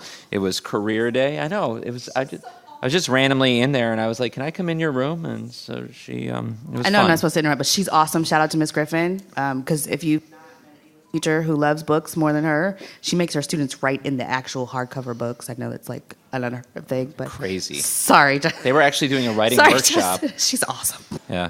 Also want to thank a couple other things. Miss V, the librarian at Grant Park, hosted last week a 6th grade parent camp. Quick shout out and thank you to sponsors: Steakhouse, All-American Steakhouse, McDonald's at Triangle, Harley Davidson at Quantico, Montclair Family Restaurant, Boys and Girls Club at Dumfries, Abundant Life Outreach, Elite Salon. Those are just the Potomac businesses that helped support this great event. There'll be multiple sessions. Great event. Had the pleasure of attending. Also, Miss Williams, you didn't mention it was a great event, Freedom High School's college night. I was ventured over there because it was the Eastern End College Fair. Great job to the Freedom Counseling team. It was amazing the first time I attended one. Yeah, they had tons of schools, literally. In 3 hours, I forget how many steps I had, but it was literally like loops. It was really fun. Most recently, Mr. Deutsch, you might mention this, he and I and Mr. Sawyers were at the Sunday, the Freeze Bowling, the Peyton Freeze 5K event for social and emotional suicide awareness. A great event. He might add more, but a good event. It was great being there. Also, last night I went to the Forest Park and combined Grand Park Holiday Concert. The theme was Fall Colors. Great events. I want to thank everyone for that. I want to highlight about the training that we have been hearing a lot about and a lot of speakers have talked about. Some have alluded to different things, and I want to talk about some of the proactive outreach that had been done. Yes, I agree with the sentiments that Ms. Williams had expressed about sometimes people want things to move extremely fast, and I think we're doing as best we can. Going back to June 4th and 5th is when Fatmata, the student at Freedom, tweeted about the hijabs and what had happened. I saw it trending on social media, connected immediately Mr. Mulgrew, his team, they were on it. This was a multiple process, multiple meetings at that building. Following that meeting, as a result of the concerns with the Muslim community, Dr. Waltz, Mr. Iman, and I took a Friday evening and met with the Muslim community leaders at Dar al-Nur Mosque to address a lot of these issues.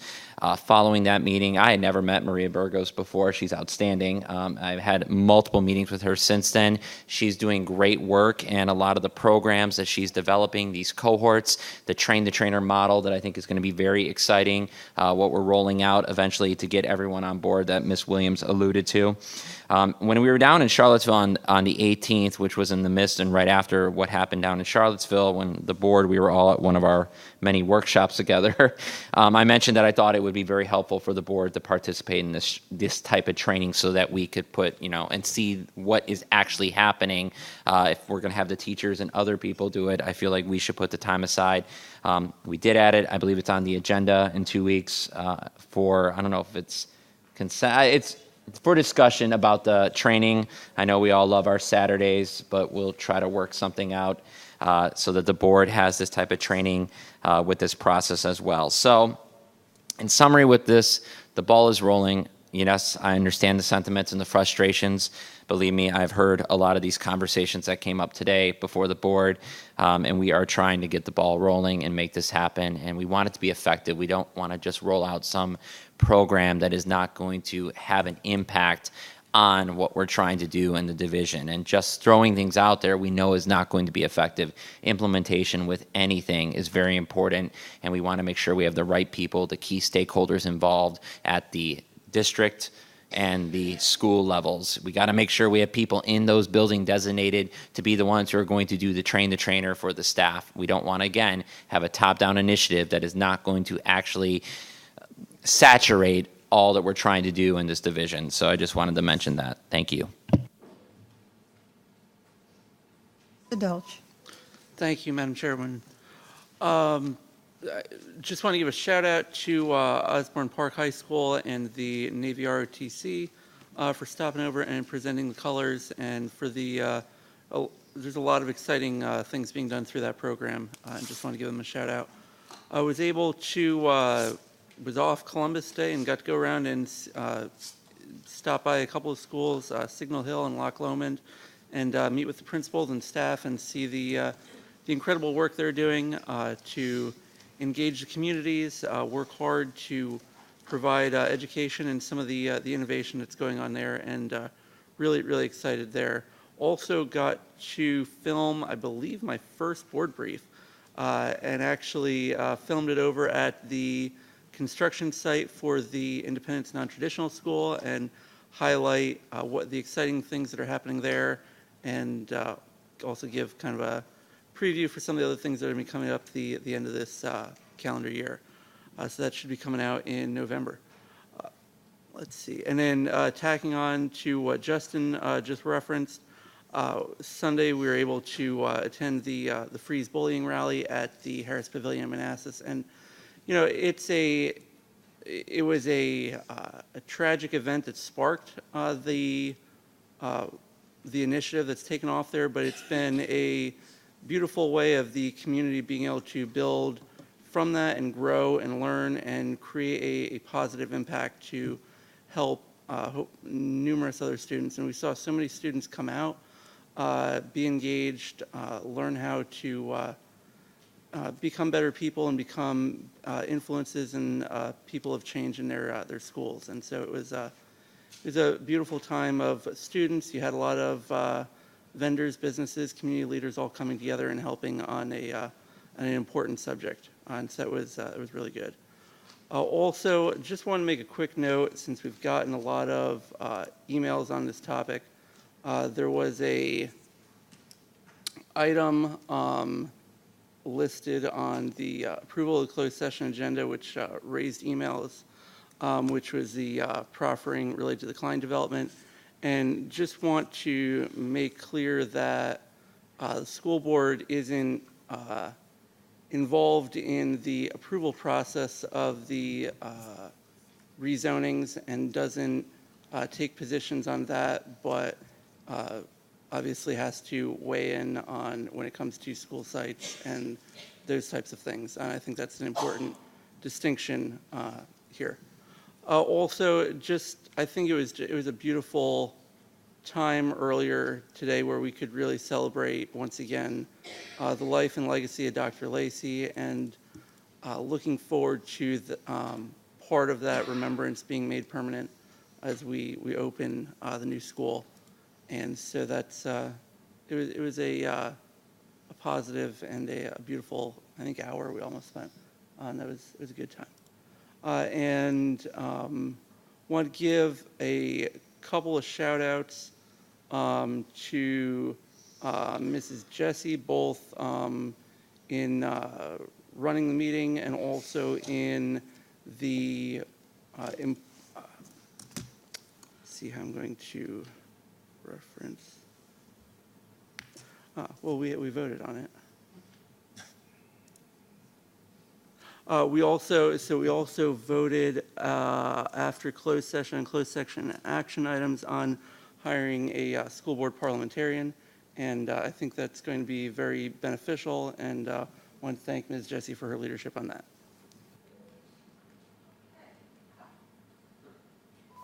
I have a video. No, I don't. I do. No, I really did, but I'm not. It's only 2 minutes, but 2 minutes is too long when it's quarter of. So I'm going to skip that, but it's on this whole idea of our kids just not going to college, but that if we're world class, every student that leaves the school system should either have a career or college bound. They should be employable when they leave us. So I'll save that for later. And on closing the gap is there. We can say what we want, talk about 1 point or whatever, but we have a double-digit gap. And I wanted to announce that I know that Sedalia Ledbetter and the NAACP has been supported by various members of this staff here at Central. And the NAACP is having a Closing the Gap on Saturday, October 21st. And it's going to be at Freedom High School. I invite you to come. I invite your principals to tell your principals to talk to their parents. They have put a great deal of work into this. There are flyers available. And I just want to thank the NAACP and the school system for working with us to help close this gap. It's real, but it's achievable, people. I've seen it done, and it can be done. I also want to, I was just extremely proud of this board tonight for Bishop Lacy. This is something that, we're in this boardroom and people just work, and to give her that time, and Dr. Waltz, I think to give her and her family your heart, because I think all the things that we do as a board, we get a lot of bad press, but I think tonight we sort of show who we are, and I hope that we can move along with that. On this whole issue of Brentsville, there are some things in terms of just educating ourselves.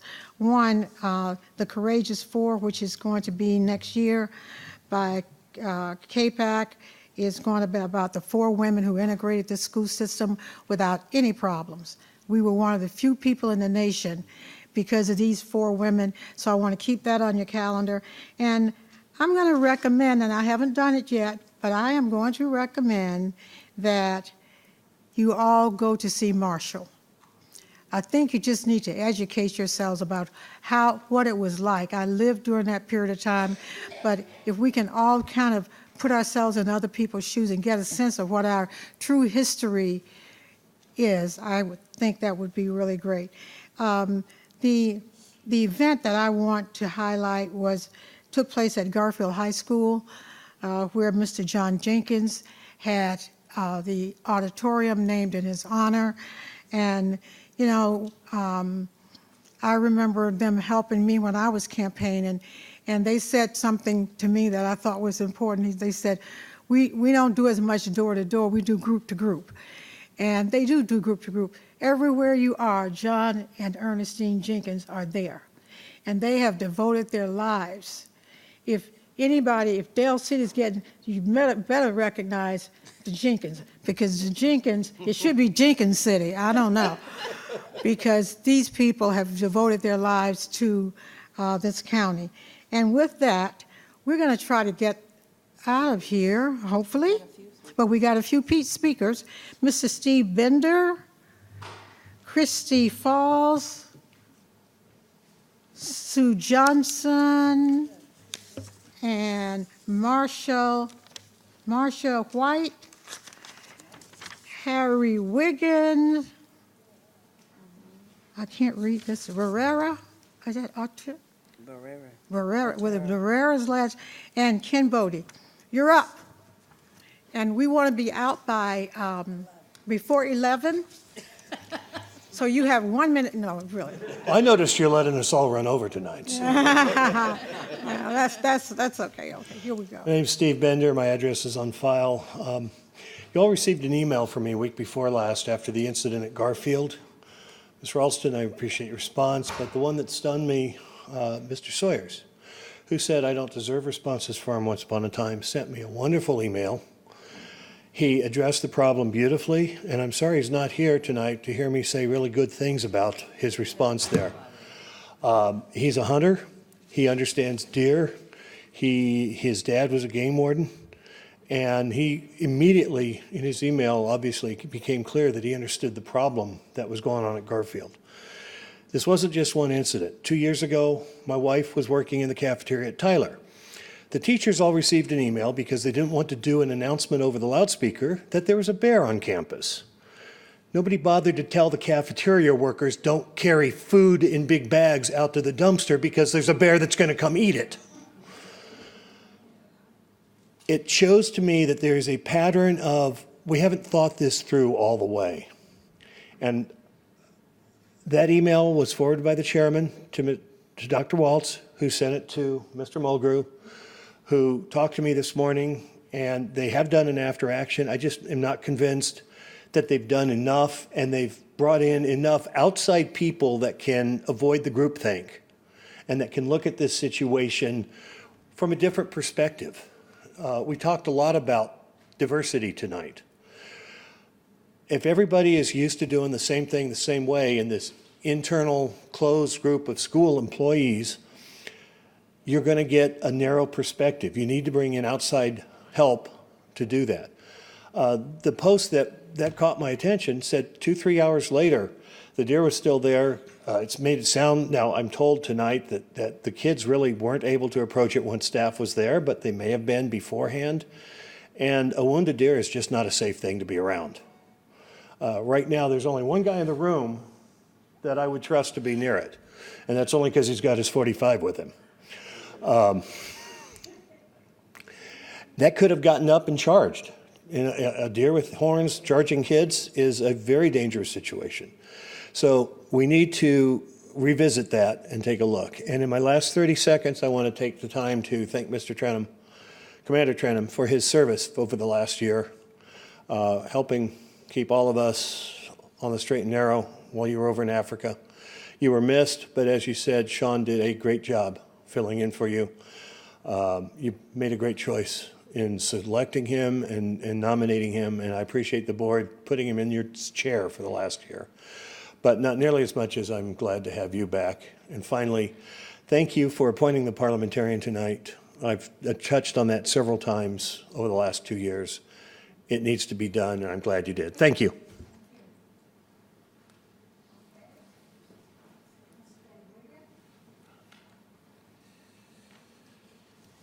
Harry Wiggins, 3525 Wooders End Trail in the Occoquan District. Just a couple things. Whenever the strategic plan comes up, I always try to take a look at it and print it out. And I again did that the other day. When we compare ourselves to the state, it's a pretty low bar when we're comparing ourselves to Lee County and Buchanan County and Tazewell County. The counties we're competing against are Arlington, Loudoun, and Fairfax, and Stafford. And they're the counties that we should be comparing ourselves in a strategic plan, not Tazewell, Lee, Buchanan, Amherst, Danville, Carroll, et cetera. So, you know, and when you look at chart 9 of the strategic plan, we're behind all of the 4 that I mentioned, the ones that our county competes against for business, and our students are competing against to get into Virginia and other colleges. So I'd urge you to reconsider the strategic plan and who we are competing against. Second thing on that same issue, and I hope you all will do the same thing. I took a look at the 2017 SOLs for every school in Prince William County, and I looked at math, science, English, and history. And we're either at or below in the majority of those schools from 3 years ago. We're not moving forward, we're moving backward. And I'd urge each of you, before you have the final review 2 meetings from now, to look at your district. Look at every school in your district and look at the SOLs and look at where we are. It's not a pretty picture. the next thing I want to talk about briefly is I was in a middle school for a day on Friday doing a presentation. And because of the lack of lunchroom facilities, one of the classes started, and 7 minutes later, it went to lunch. And then it came back from lunch and completed the period. The next class had 20 minutes, and then they went to lunch, and then they came back. And I think that's a district, from talking to some other teachers, that's a district-wide issue, and it's a facilities issue. And I'm on this infrastructure task force, and we're adding classrooms, three 13 classroom additions in Lake Ridge Elementary Schools, and no addition to the lunchrooms. So we're going to be starting, we end breakfast at 8:30. We're going to start lunch at 9:30, and then we end school at 3:40. There's something wrong with this, and I would really ask this board to deal with the facilities people and get them in line. Thank you. Mr. Bodie. Good evening, board, Dr. Waltz, fellow citizens that are still here, and welcome back, Mr. Trenum. Thank you for your service. My name is Kenny Bodie, and I live in the Occoquan Magisterial District. My address is on file. I just wanted to first commend you all for honoring Dr. Lacy. I didn't get the opportunity to meet her personally, but it sounds like she's touched a lot of lives, and she deserves at least as much as she got tonight.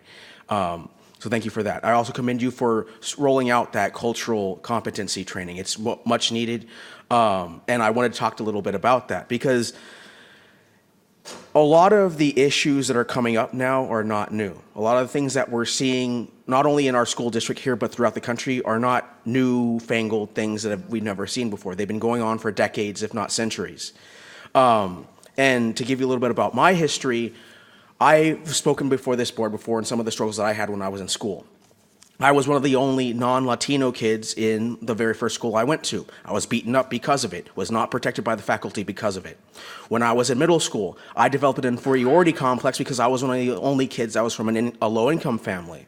When I was in high school, I was called an Oreo, I was called the N-word, I was called all these sorts of things. And I see you nodding over there, Laura. You know exactly what I'm talking about. Share its nicknames. Yes. Yes, ma'am. So the problem is that there's the overt and then there's the subtle. Just like with racism, just like with misogyny, just like with sexism. There's the overt bullying and there's not the not so overt bullying. And while this board has taken a very good step forward with addressing the overt bullying, that next brick after this is handling the not so overt bullying. We already took care of this a little bit when you guys voted on putting in the 606 policy, the non-discrimination policy, because then it makes the children feel like they're safe, but also the teachers too. But there's another brick that needs to be put in, and that's eventually, like I said, dealing with that non-overt bullying that happens all the time. Because at the end of the day, the students, one of two things happens. Either they learn to just deal with it, and that ingrains all of the racism, the Islamophobia, the sexism, the transphobia, everything that they've been thrown at their entire lives. They internalize that and either turn that in on themselves or they go after other people. I mean, I'm a man of color, but I'm a Christian, I am only half black, and I'm straight. I can only imagine the kinds of things that Muslims go through, the kinds of things that the LGBT community can go through. So where I'm going with this is that this is the first step along a process. I commend you for it, but there's still a lot of work to do. So I appreciate that. Thank you.